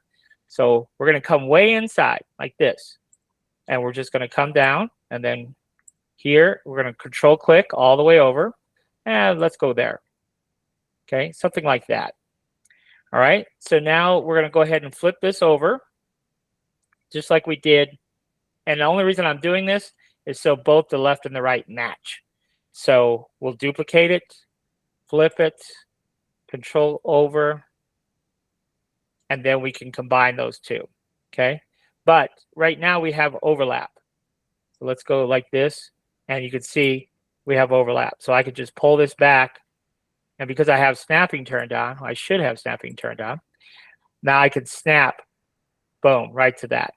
Okay, so all of this stayed perfect. And now all I'm going to do is grab my pen tool again, and we're going to just snap to this one. Right click. So now I have that completed piece. But what we're going to do now is go ahead and just combine those 2 pieces together now. So we'll go ahead and hit Control K. And now if I come back out here, you can see it's filled and it's just one piece. Now in this case, we do not want the stroke. Okay, but we have to go in and I have to, this piece here, I need 2 things. I need the stroke and I need the plate for what I want to do here. So I need the stroke and a plate. So first, if I go into outline mode, I don't have either one. Okay, so what I want to do is I want to go to path and stroke to path. So now I have my stroke that I needed. So now I'm going to duplicate that. And remember, path, break apart, path, and union. I'm going to slide that down one. I'm going to give it a different color. And so now I have my path. Let's see here. I don't have my outline. There's my outline. She's still hiding. So I just have to move it down. There's my outline right there. Okay. So now for that object and this object, I have my plates. I have this, but I don't have those 2. So I still need to convert this one and this one. So I'll go ahead and convert them both. So path and stroke to path. Okay, now if we look at them, now you can see everything has a thickness that I need to have a thickness. But this, I need a plate. So we're going to duplicate this, and then we'll do path, break apart, and then why did that not break apart though?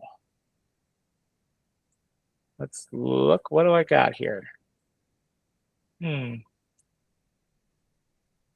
Let's see. Do I have two of them? I do have two of them. Well, let's try it again. Path and break apart. Oh, duh. I know why. I know why we don't have that. And that is because the reason that that wouldn't break apart is because we have a gap in our opening. So in this particular case, in order to create my plate, I need this plate to go all the way around the red, all the way around this pink, all the way around. So to get that, I have to duplicate everything. So now everything is duplicated. And then I have to merge everything together, path and union. And then I have to break it apart. And then I have to put it back together again. Why does it make it do all that? Union, though, not combine. And so now I have my plate that is the same shape. So see, there's quite a bit to figure out in Inkscape, you know, little tricks of this and that and the other. But once you figure it out, it's pretty, you know, you could accomplish things pretty quickly. So just to show you how all these components can come together now, let's go ahead and just, what do I want to do? I want to duplicate those. I want to turn everything off in this file. So everything else I just need to turn off. Just going to focus on this. And we're going to go ahead and resize this to the size of our finished keychain, which in this case will be 75. Let's do a little bit more than that. 75 would be 3 inches, but for the detail that's going to be in this file, I think we need it just to be a little bit bigger. So let's do 87. That's 3.5 inches roughly. So we'll hit File, Save As. We'll save it to the desktop, and let's call it, what was that? David Keychain. Just call it that. All right. So now back over here in Bamboo, let's pick one here. There's my little gift box hat. So let's go ahead and we'll just create a new project here and take a look at building David's little keychain. So back to the desktop here. There it is. Okay, so start here on the objects, right there. So this is going to be, we'll leave it black. Let's go ahead and make it 3 mil thick. And then this is going to be one of our outlines. And so we'll do 2 mil. And we're going to set that to be 4 on the Z. And then this is another one. We're going to do that one, maybe 3 mil. And so 3 mil thick. So we'll make that 3 mil thick. And then that's going to sit at, let me think about this. 1.5 inches, 4.5. Okay. And then our next piece is our plate. I want that to be 1 millimeter thick, but I want that to sit directly on my back plate. So that would be 3.5. See if all this comes together like I think it will. So that is our border for that particular plate. And so that I want to be too thick. And that I want to sit at 4 maybe. And so then we have that, and this. I want to put that one first. And that one I want to be 1 mil thick. And so therefore that's going to be 3.5. That's going to sit on my back plate too. And then what do we got here? Is this the outline? Yeah, it is the outline. So that's our outline. So that's going to be 1, 2, 3 millimeters thick. So that I want to sit on the plate. So that's 4.5 high. And then finally, we've got this plate inside there. And I'm going to make that 1 and 1 thick and sit that at 3.5. Now, we did a lot of monkeying around here. Let's see what's going on here. This doesn't look like I expected it to look, for one. So why is that? Well, that piece is 3 millimeters thick. So to have that sit on the build plate, that should be sitting at 1.5, not 2. So that's part of it. So now what's going on here? Where is that? So that's 2 millimeters thick. I'm not sure why that's sitting like it is. So that should be at 4. So yeah, so I don't know. Some of these pieces must not have moved them the way I thought I did. So this piece here is 3, but it's not sitting where it's supposed to either. So that should be sitting at 4 as well. Really, that should be sitting at 4.5.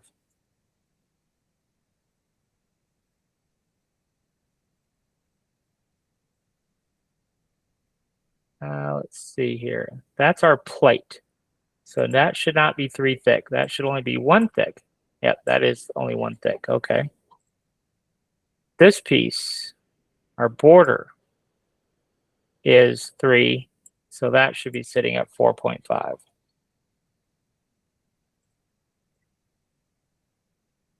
Yes. So you see how that looks more like the photo. In the photo, if we go back to our photo here, let's see, where is our image? We turned it off. So we see how this is sitting on top. There's a little bit of a recess there. So that's what we were trying to mimic there. So right there. All right, so that looks good. And then our plate is good, but then we have this outline. So that is 2. So then that makes this 4. But because this plate is bigger than that other border, it's going to cover it up.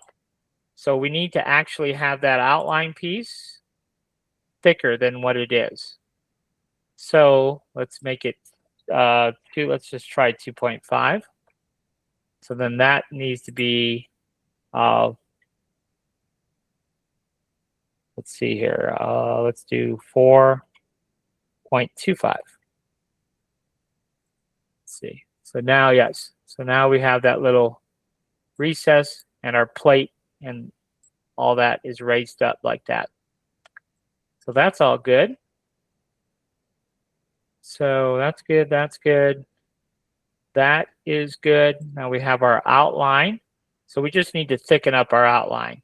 So our outline should be, really only needs to be 2, I think. No, our outline needs to be thicker than that. So 3, and then that needs to sit at 4.5. So that looks good, because then we're going to have another piece below that. And that piece is going to be 1. So that should be at 3.5.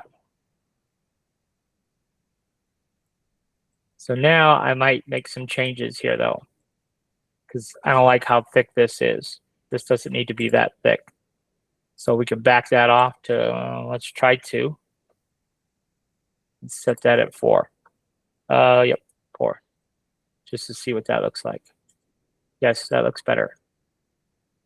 And then our text will fit in here. And then we have more text that will fit in here. And then, of course, our David text, and maybe we'll have room for some of those other design elements as well. But that just kind of gives you the quick and dirty how I would picture that coming together. And just so you, just as a side note here, you wouldn't think this would do a whole lot, but if we come in here and try to trace bitmap this, it looks a hot mess, and because it is, but there is little pieces. So the way when I do this trace, if you look here at the lumber and hardware, see how stark white that is? When it's stark white like that, we can be able to pull that out. If we invert the image, you see all that black? We can pull all that black out. You see where it says June 27, 2026 and air show? We could probably pull all that text out of that design and not have to recreate it.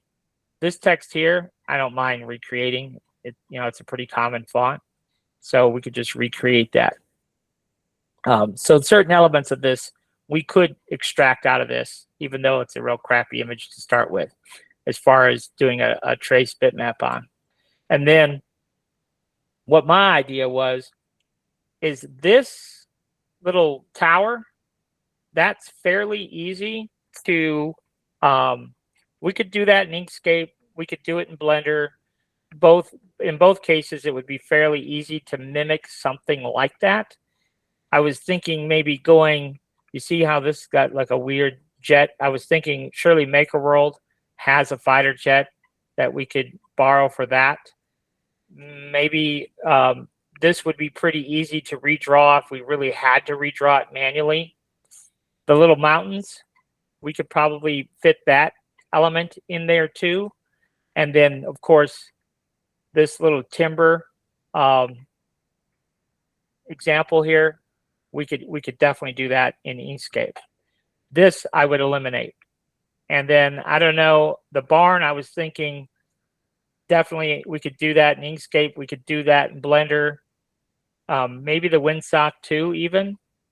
But then all this other detail, just get rid of all this other detail. That's not going to print very well for one, especially that tiny. So those are just some of my ideas of how I would go about making that design.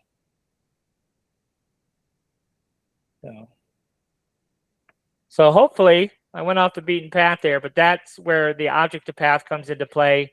It's just setting all of your various settings so that when we open the SVG in a different program, it looks the way we expect it to look. And then that stroke to path is a similar tool for applying all of our strokes so that when we do pull it into another program, everything works the way it should.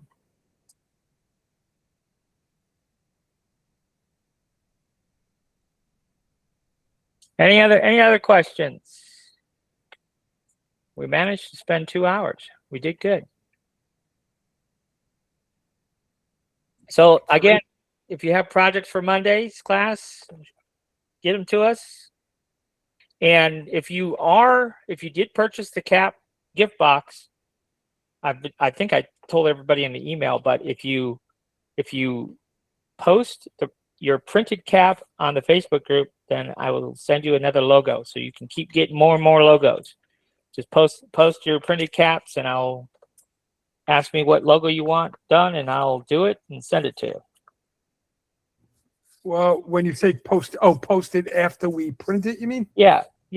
Just I wanted to see the finished print. I've only printed one. I printed one for myself. But yes. When you have it up there, you have it as an STL or a 3MF? It's a 3MF file. So the settings are correct, or do we have to play with the settings? Yeah, I didn't do anything special on the settings. I say I didn't do anything special. I did actually, I think I still have it open here. Let me see. Do I still have it open? No. Let me just open it real quick just so you could see it. The only thing, let's see here, open. No. Is it a single print in place or is it in parts? It is, It is in two parts because we have a bottom and a top, so it has to be in two parts. But this is what the file looks like. All right. Now this is not. This must have been a version of the file, and notice here. Remember that little detail that we did earlier? See that little recess there? That is so we know where to glue our logo to. Oop. So that I just put that little recess in there so it was easier to get it perfectly aligned. And then this is optional. You can print that for the bill of your cap if you want. When you buy a new cap, it has a little gold sticker on it with the size and the model of the cap. And this one is the 5950. It's just the style of cap. But this prints it does not print like this. It prints like that. So when you get the file, it will be like that. And the reason, the reason it's printing that way is because when we come over here to supports, and I'm going to go ahead and slice that plate just so you can see it. Yes, it does. It's going to have supports, but it's going to have minimal supports. If we were to print it flat, then we have to support that whole lofted area. And so that if we print it flat, it takes 16 hours to print it flat. And then you'll have, the one nice thing about printing it flat is all the supports are on the inside. So if you do have like a little ugly remnant, it's on the inside. So you could see it takes almost 9 hours to print, but you could see the supports here, right here. So since those supports are on the top and the outside, how did it come out? Did it come out? Well, I wish I could. Let's see. Can I show you? I don't know. It came out pretty good. It really did. I was surprised at how good it came out. They came right off. There was no problem. For what this is, I think it came out pretty nice. So I was real pleased that the supports came right off, no problem, and didn't really leave any boogers behind that I think really take away from the cap. I'm sure you could mess with the Z distance and stuff. I did. So if you look at my Z distance here, of course this is in the file, but the top Z distance is 0.28, and then the interface layers are 4. Those are the two main things that I changed. This is where that X2, that new machine, will come in handy with. You could use PETG for supports and on the second nozzle, and it'll probably come out beautiful. Yeah, in fact, of course, you could do that here also, and the only thing is that you would have the color. It wouldn't be color changes. It would, because you can set it up where it supports to print in PETG, but then then it would have to switch back and forth. I would only do interface layer, but still, because it's curved, you get a lot of changes. Mm-hmm. Yeah. So, and this little support for the logo, for that little side indent, I don't think is actually necessary. If we chose critical regions only, it might not even support that little side piece. Although that little support coming out the side is not going to add a great deal of time anyhow. No, it still has it. But yeah. Yeah, but you got rid of a lot on the side, on the underneath and everything. Yeah, because I chose critical regions only. Now, would I attempt a 9-hour print with it? Maybe I would just once, just to see, But you're right. That did eliminate a lot of supports and about 2 hours of print time. So maybe it'd be worth trying, because if it failed, it would fail early. So I have not tested this option. I didn't even think about that. So, it would fail within probably the first hour, maybe not even an hour's time, right? I don't know that it would fail that much, because it can go on a 30 degree on that angle, Yeah. That's the whole reason to do it on that angle. It should, if you have a good build plate, it's like a cryo grip. Yeah, that's what I use. Hmm. Yeah, Yep. it might work. Yep. That's So I have a quick question because I'm trying to locate the file to buy it. So I went on the Facebook page and then it's the one that has the Eagles on it, right? Or the Coastal Carolina or not that? yes, I think, let's see here.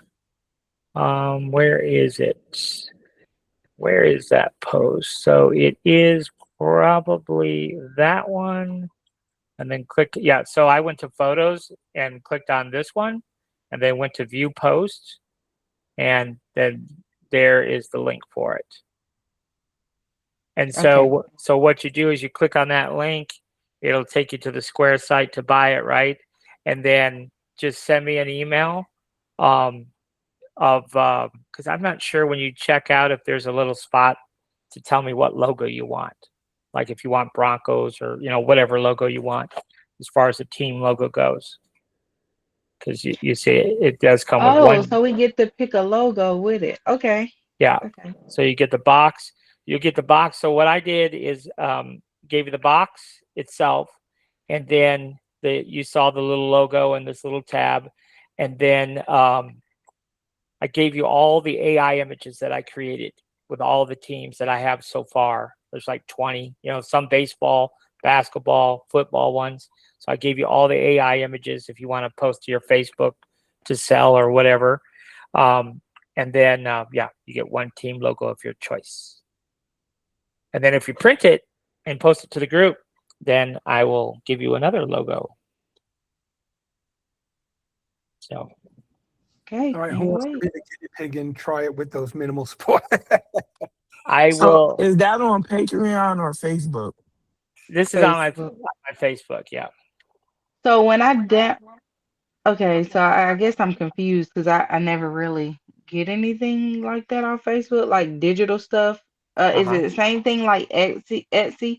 More or So you'll less. just do it and then it'll come. Okay. And Yeah. you'll just open it in Bamboo. Yes. Right. It'll be just like I just did. It'll be a 3MF file, and then it will have these settings. So you could turn off. I will try this before I tell you to turn off the critical support regions only. Like I said, if it's going to fail, it's going to fail early. So I will try it like that.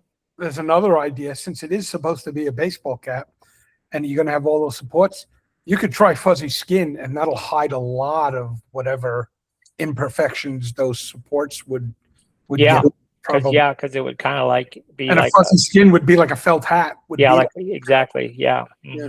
Yeah, that's a good idea. Yeah, that'd be worth trying for sure. Can you Yep. see fuzzy skin if you slice it? Because I can't even picture what that look like. Yeah. That's under others, right? Where is Yeah, fuzzy? I think it's going to add a bit of print time too, but it might be worth it. I don't know. It should be under, I think Yeah, it's, right there. I've never used it, so I don't know what to pick, but All walls. We'll start there. Do it all. So I don't know if it would do it on the inside and outside. I've never used fuzzy skin, so I know I've seen prints that have used fuzzy skin, and it looks cool. Now how it's going to render here. So it's going to do that fuzzy skin on the inside and outside. But it's tough it might to. show up in color better, but yeah, that's not bad. Good. Yeah, that's a good point. Let's just change it to red and see. So we got to go to objects, select that, and now we are going to do a Blender class for Patreon members and on the $20 tier. And so we're going to make this same model, but we're just going to make it smaller version of it. So probably next week, one day, I'll do it. Let's see. That's maybe another when way. I'm sorry. I was going to say maybe when I print it, I'll print it with fuzzy skin because I want to do I want to do a Kansas City Chiefs one because I'm in Kansas City, And if you want to try those minimal supports, printing it smaller, like size it down so you don't waste all that filament, might be not a bad idea either to Yeah. test. Just to test it. Yeah, I could do that. I have to be careful because these walls are only 2 millimeters thick. So if we scale it down, then they'll be really thin. But that's just what I chose to do in the model. See how much, 15 hours. Whoa, Fuzzy Skin had a lot of time. Well, like I said, you also went with the default fuzzy skin. I think you can play with those numbers and Oh, I see. And- Ooh, we can't do Fuzzy Skin because look, that one face wouldn't get fuzzed where was that face? when it's sitting on the build plate. That one's sitting. So All right, so much for that. scratch the Fuzzy Skin. Good idea though, if you print it flat. Some people don't care about print time. They just let it roll. And then all the supports would be on the inside and then it wouldn't matter. Now there is one thing that I am going to do I went back and forth on this. I wanted this cap, to fit on here and fit on there. Like, I don't know how to explain it to you, but like the lid fits perfectly. Like it friction fits on perfectly. It comes off easily, but you could turn it upside down and shake it and the lid won't fall off of it. But I did get to thinking about something that I could make the same cap, right? The same domed top, but instead of, you see how we have the sides? I just whack it off right here. So we'll save a ton of print time, right? But then, and it's visually, it's going to look the exact same. But the only difference is this top right here is going to be right here, right? And then it's going to be domed, but it won't be permanently attached to the bottom. Like, there wouldn't be, like, you wouldn't want to like have a latch or anything. So I think that would be great. it'll be a cap. Visually it looks the same, but the top will just easily come off like a candy dish or something. You know what I'm saying? So, but that'll save a ton of time. And then you could print it flat. You'll still have a lot of supports on the inside, but it will be a lot less. So there Like will. a snapback or in the front, where your cursor is. What's that? Like you'll chop show off you. the. I'll show you because it'd be easy. It's easy to show you. So let me lay this down right here. So there's that, right? And then we will use our cut plane tool and we'll chop it right there, right about there. And I might even come down. Yeah, let's just chop it right there. So we'll use cut to parts, perform cut. And again, we don't see nothing. So we're going to alt click that. Boom. And then we could just. So we're going to go ahead and merge these two together. And then one thing, this will be a good little exercise for you, just so you can kind of think about this. If we click this and go to scale, we can see that that is 70. Okay. And if we click on this and go to scale, it's at 39. Let's call it 40. Okay. So half of 40 is 20. So what does all that mean? We want to put that at 90. So our Z here is going to be 90. Let's see here. What do we do? Did we grab the right piece? No. we want to be, so we want to select this red assembly here. We're going to alt click that. And then we got to alt click the little button because those are two separate little pieces. But then we go to the move tool and set that Z to 90. And then we just have to rotate this. So we have to rotate it 30 degrees in the Z direction. Yes, 30. And then let's set that to black so we can see this a little bit better. So now we can just take this assembly, this piece. But And it overhangs now because the thickness of the wall that you chopped off. Yeah, Yeah, it will. Yeah, that's why I said I'm going to remodel it. But that was just to give you an idea of, kind of, so the cap visually will look the same because it'll have the exact same dome, same finished height and everything. It's just that will lift off, kind of like a candy dish. So if you turn it upside down, the lid's just going to fall off, basically. I Oh, think cool. So what you I would make the little, so how would you get it off? You would make the little, the piece at the top little taller to grab. Maybe make it a little taller or just grab it from the edge. I might make like a little flange. So on the outside, it'll be flush, but there'll be like a little flange on the inside to kind of hold it in place. I have to play with it a little bit in Blender. I have some ideas of how to just make it so we don't have to print that whole height all over again. That's just a killer of filament and time. So I think what I would do if I left the hat the original way is cut the wall in half on the bottom piece since that gets covered with the top. yeah, I thought about doing that too.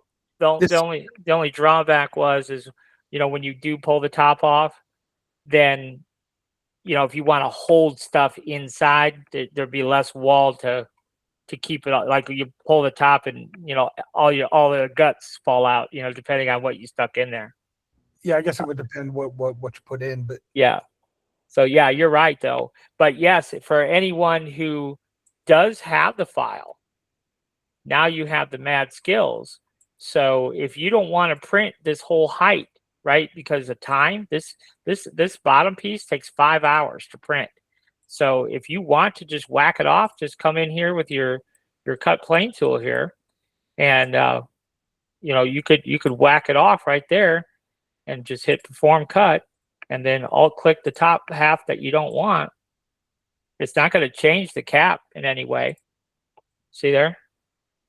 And so especially if you're doing the liquor bottle insert, because the liquor bottle insert holds the liquor bottle in place and holds the shot glasses in place. So you don't really need all that extra height anyhow, because you have the insert that's holding all that stuff into place. So that's a good idea. I might actually modify the file for that exact reason. Now, if you're going to use this for candy or a T-shirt or some other thing where you want a little bit more wall, then yes, leave it the original way. But yeah, that could shave off a couple hours right there, just whacking that off. For sure. Do you have a picture of the insert that goes inside? I don't, because I don't have. I have the one I did for my foam, the foam insert that I laser cut, but I don't have the inserts made for it yet. The actual inserts for the inside. Well, I do have some of them. I don't have all of them. Let's put it that way.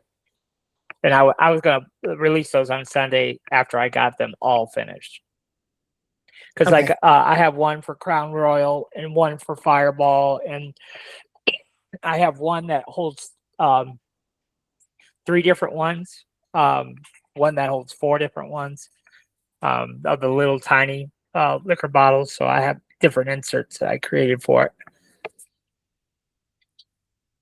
And that you said that'll be on your website on Sunday. Yeah, I hope they get them all done on Sunday. Okay, thank you. Yeah. what about, here's one for you, radical thinking, on the top. What if you split it right down the seam in the middle from top to bottom and then printed it on? Then you wouldn't need any support. You just turn it on its side and cut it in 2 parts, if you know what I'm saying. The lid, if you had the lid in full shape, back to normal, and cut it from left to right across the seam, from side to side. Yeah, I see what you're saying. So you're And saying then you to just lie it on its side. cut it right there. Yeah, and I think if you lie it on its side, right, wouldn't it print? Maybe not. Maybe I'm looking at just the dome.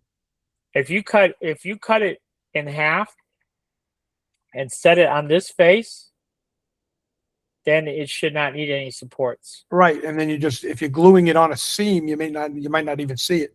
Hmm. Just thoughts. Yeah, you could maybe even design in a flange.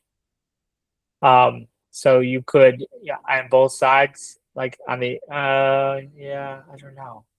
But yeah, you're right. I think, yeah, if you did cut it in half and you printed it on that face, then yeah, I think it would print without supports. Yep.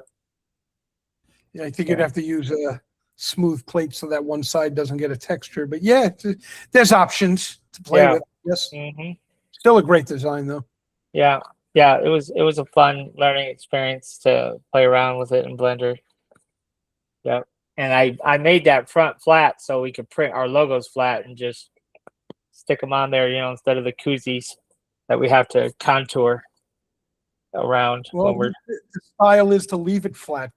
When I was a kid, people curved them. We curved them. Nobody Oh curves yeah. them. Well, No, everybody likes the flat bill. I'll download it tomorrow. A little late now, so give it a shot. Yeah, and I'll modify that. You're right. I'm going to modify that. So, because I wonder if I delete this, I wonder how long it would take to print now with that modified. Because I think it took almost 5 hours with the full height. Let me just see how long that takes now. I Should like the take- full height, like you're saying, because then it gives you options what to use it as, even when you're done. So I'm just saying, if somebody wants to save time, Uh-huh. What do I got turned on? That fuzzy skin or something? yeah, I think we still have it turned on. Um, If we purchase the version that you got now and you update it, will we get the updated versions? yeah, I will make sure everybody make sure the notice. Yeah, okay. I mean, it saved half an hour. Not a lot. Not a lot of time, but it did save some. So should I wait to buy it, Kev, or I can go ahead and buy it to Yeah. get the Yeah, you can go ahead and get started and print one. And Yeah, go sorry. ahead. You can also, what's your layer height? You could probably make this like a point, Yes. thick line also to save some time. You don't need thin lines if you're doing a big flat surface like that up and down. Yeah, that is true. On this piece, you could do that. On this piece, I probably would still do because it'd be at an angle. So Right. I think I might just. But you're right. That's a good question. Let's go ahead and go back over here to global. That would be a way to save some time. Let's go over here and let's pick let's see here. Draft. We'll do draft 0.24. We'll slice this one, see how much time that saves. Yeah, you got to set the 20.25. This should save a lot of time. No, 6 hours. Wow. Because I got fuzzy skin. I must have fuzzy skin turned on. Yep, I do. No fuzzy skin. Now let's try it.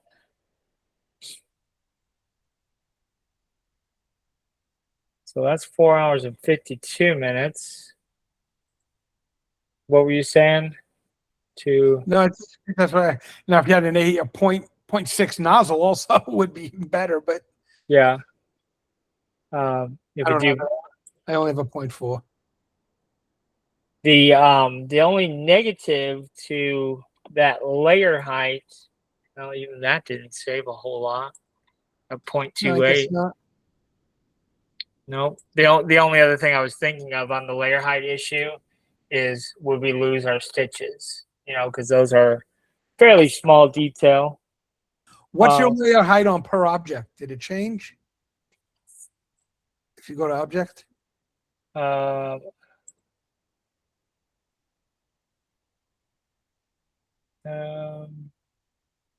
I think you have to select. Let's see.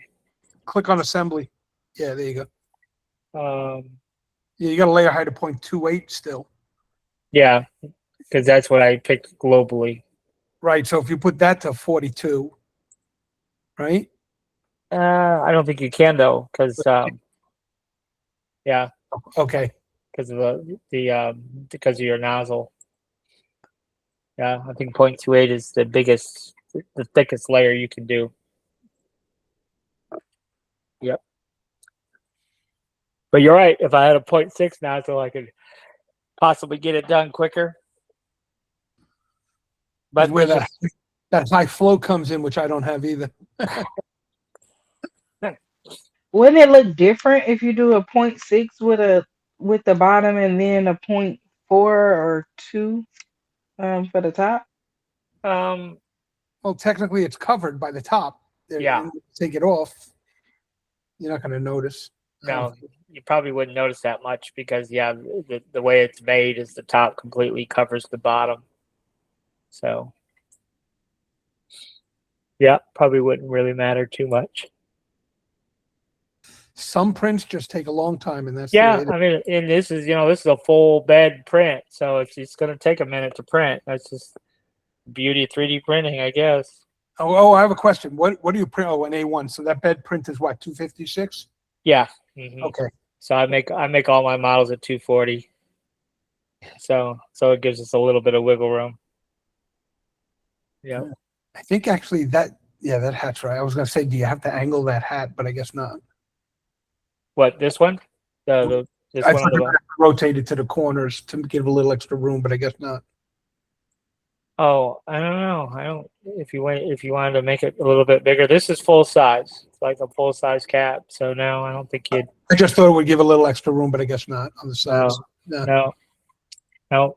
But yeah, this is full size. So it would fit on your head if you took out the bottom of it. Maybe that'll be the next one, is to make one that you can actually stick on your head. Well, that could also be, if you size it down just a little, like 10% would save filament too. If you had to model it that way so your walls don't get thin, but even a 10% scale, not 90% scale wouldn't be so bad. Mm-hmm. Yeah, you would. Full size. Yep, you would definitely save a little bit. But yeah, we're gonna do a live class and model one about smaller, but not like half scale, like maybe somewhere between full size and half size, like somewhere in the middle. So I vote for a Friday night or Saturday because I work overnight, so I can't do those 7:00 ones. oh, okay. So I'll watch Friday, the replay if I have to, but I just can't answer questions. so Friday and Saturday night is it for you? Okay. Yeah, I go to work at 2:30 in the morning, so. All right. Well, good deal. All right, guys. Well, I guess I'll let you go. I mean, I thank you guys for hanging in there, and hopefully you saw some things that maybe you didn't already know. Always a lot to learn. I'm still learning. I'm looking at this hat now. I realize what it reminds me of. The old throwback Pittsburgh Pirate hat, the round one, the stovetop. Mm-hmm. That's what it reminds me. I don't know how old everybody is. Maybe I'm dating myself. I'm 54, so I'm 62. Oh, wow. Yeah. I'm no spring chicken. So yeah. I'm 62, so I know what you're saying. Yeah. Well, I definitely want to thank you for the class, and you said, so if we go ahead and purchase it, when you modify it, then you'll send us the modified one as well, or the Yeah. chopped one. Okay. Yeah.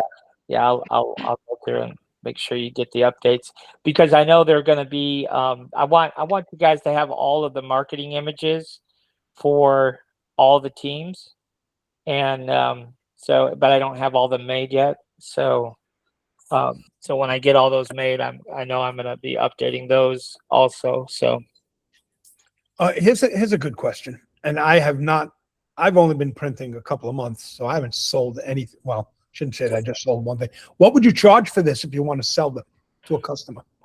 well, that's a good question, but I would tell you, I would never sell this print. Well, you're marketing it. You said you're going to sell. Yeah, marketing. exactly. Personally, I don't like printing. As weird as that sounds, You like it. I don't get any joy out of printing. So, like with the koozies, I had somebody locally offering a Kansas City Chiefs koozie for $15, and I know, being somebody that prints, I know what effort went into that, and I'm thinking, God, how can you offer that? Well, I mean, I wouldn't even bother turning on my printer for that. You know, This is $50 without even a question, let alone more than that. If they want it, they want it. They don't, then I don't Yeah. have to print it. I think that's what it is, and that's where I would be at it with it. Yes, Yeah, I a would be. keepsake. Sure. Exactly. Yeah. Yeah. Yeah. It's not just junk. Like, I think it is kind of cool. You know, if you had a game room or something, I Sure. think it could be useful. You know, even after the booze was drank, you know, you could use it as a candy dish or something. So I think it could be kind of cool just to have around. But I would probably have to be in that price range. You 50 know, to $75 for sure. Listen, because I don't have to it's print if they don't want it. yeah, it's what is that? It's about 12-hour print time.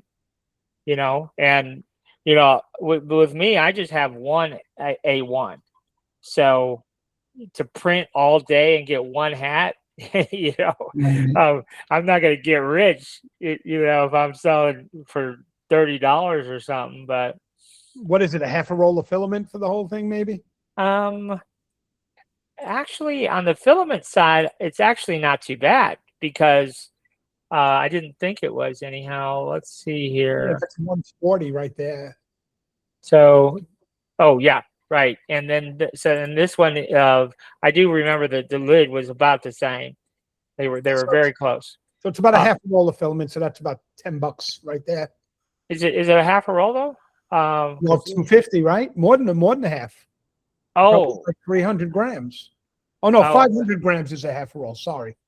yeah. Because I was gonna say, yeah, I was gonna say I thought it was 1,000 grams was a full roll. All right. So, Um, but round it up to a half a roll just because, it is. So Yeah. You're talking $10 just for the filament alone. Yeah. So what do they say normally? Like 3 or 4 times the cost of filament? I don't know. Again, I don't have to do this to make money. If someone wants it, they'll pay. If they won't, I don't have to print it. Yeah. Yeah. That's Yeah. all. I printed up last week the old-fashioned candy machine that you pull the lever and the candy comes out. You put the quarter in, although this didn't Yeah. have any. There's a guy who's got one online. It's fantastic. I did it for someone at work. I said, just give me the money. It was someone at work. I wasn't looking to make money. They said, give me $20 just to cover my cost of filament. And filament was maybe $10. So I doubled and they handed me 40 without a blink of an eye. They said, no, this is worth more. Here's 40. So Yeah. if they want it, they'll pay for it. They don't want it, I don't have to make it. Yeah. And you know, you could customize this panel right here with like a player number, you know, if there was a certain favorite player. Oh, and Or even yeah, I was going to say, like, you know, whoever you're gifting it to, you could put you know, their initials there or something. So yep. Listen, So, someone wants to give them away for Christmas gifts, like a company give it away. They could put their company logo somewhere on it too. I'm telling you, there are options here. they'll make nice dresser trays as well. You gotta price it up, give them options to make more money. yep. For sure. It All beats a Flexi Dragon, I'll tell you that much. What's that? Yeah. It's a Flexi Dragon. That's all I can say. I don't know what people listen. I still don't, like I said, I don't understand these paywalls. My baby took her Flexi Dragon to school. She's 7, so she's in 1st grade. And throughout the year, I made every single one of her classmates a Flexi Dragon. Every day she'd come. Can you make one for so and so? Can you make for so and so? And the last day of school, I was worried because there was one kid that did not have a dragon, and I wasn't sure if he was going to be there. And it was one kid that she really liked, and so she wanted to make sure he got his Flexi Dragon, and he did show up the last day of school, so he got his Flexi Dragon for the summer. So So my like I said, I've only had this a couple of months. My first really big print. Go look up the Alchemist Cube 2. I did it for my wife for Mother's Day to put her gift in it. She loved it. That's a process. You want to see something that takes a while and a puzzle. It's a mechanical puzzle box. To put it together took me 3 hours. dang. Yeah, that's my problem. I don't have the patience to wait for stuff to print. I wish I had if I had like a print farm where I had a dozen printers and I could just, because this could be printed out, in 4 or 5 hours, if I had multiple printers, but otherwise it's going to take a whole day to print that, but All right. Well, thank you so much. Excellent course as always. All right, guys. Well, thanks for hanging in there. Okay. Thank you. See you on Monday. Monday. Yep. All right. All right. Thanks, All right. everybody. Bye-bye. All right. Bye.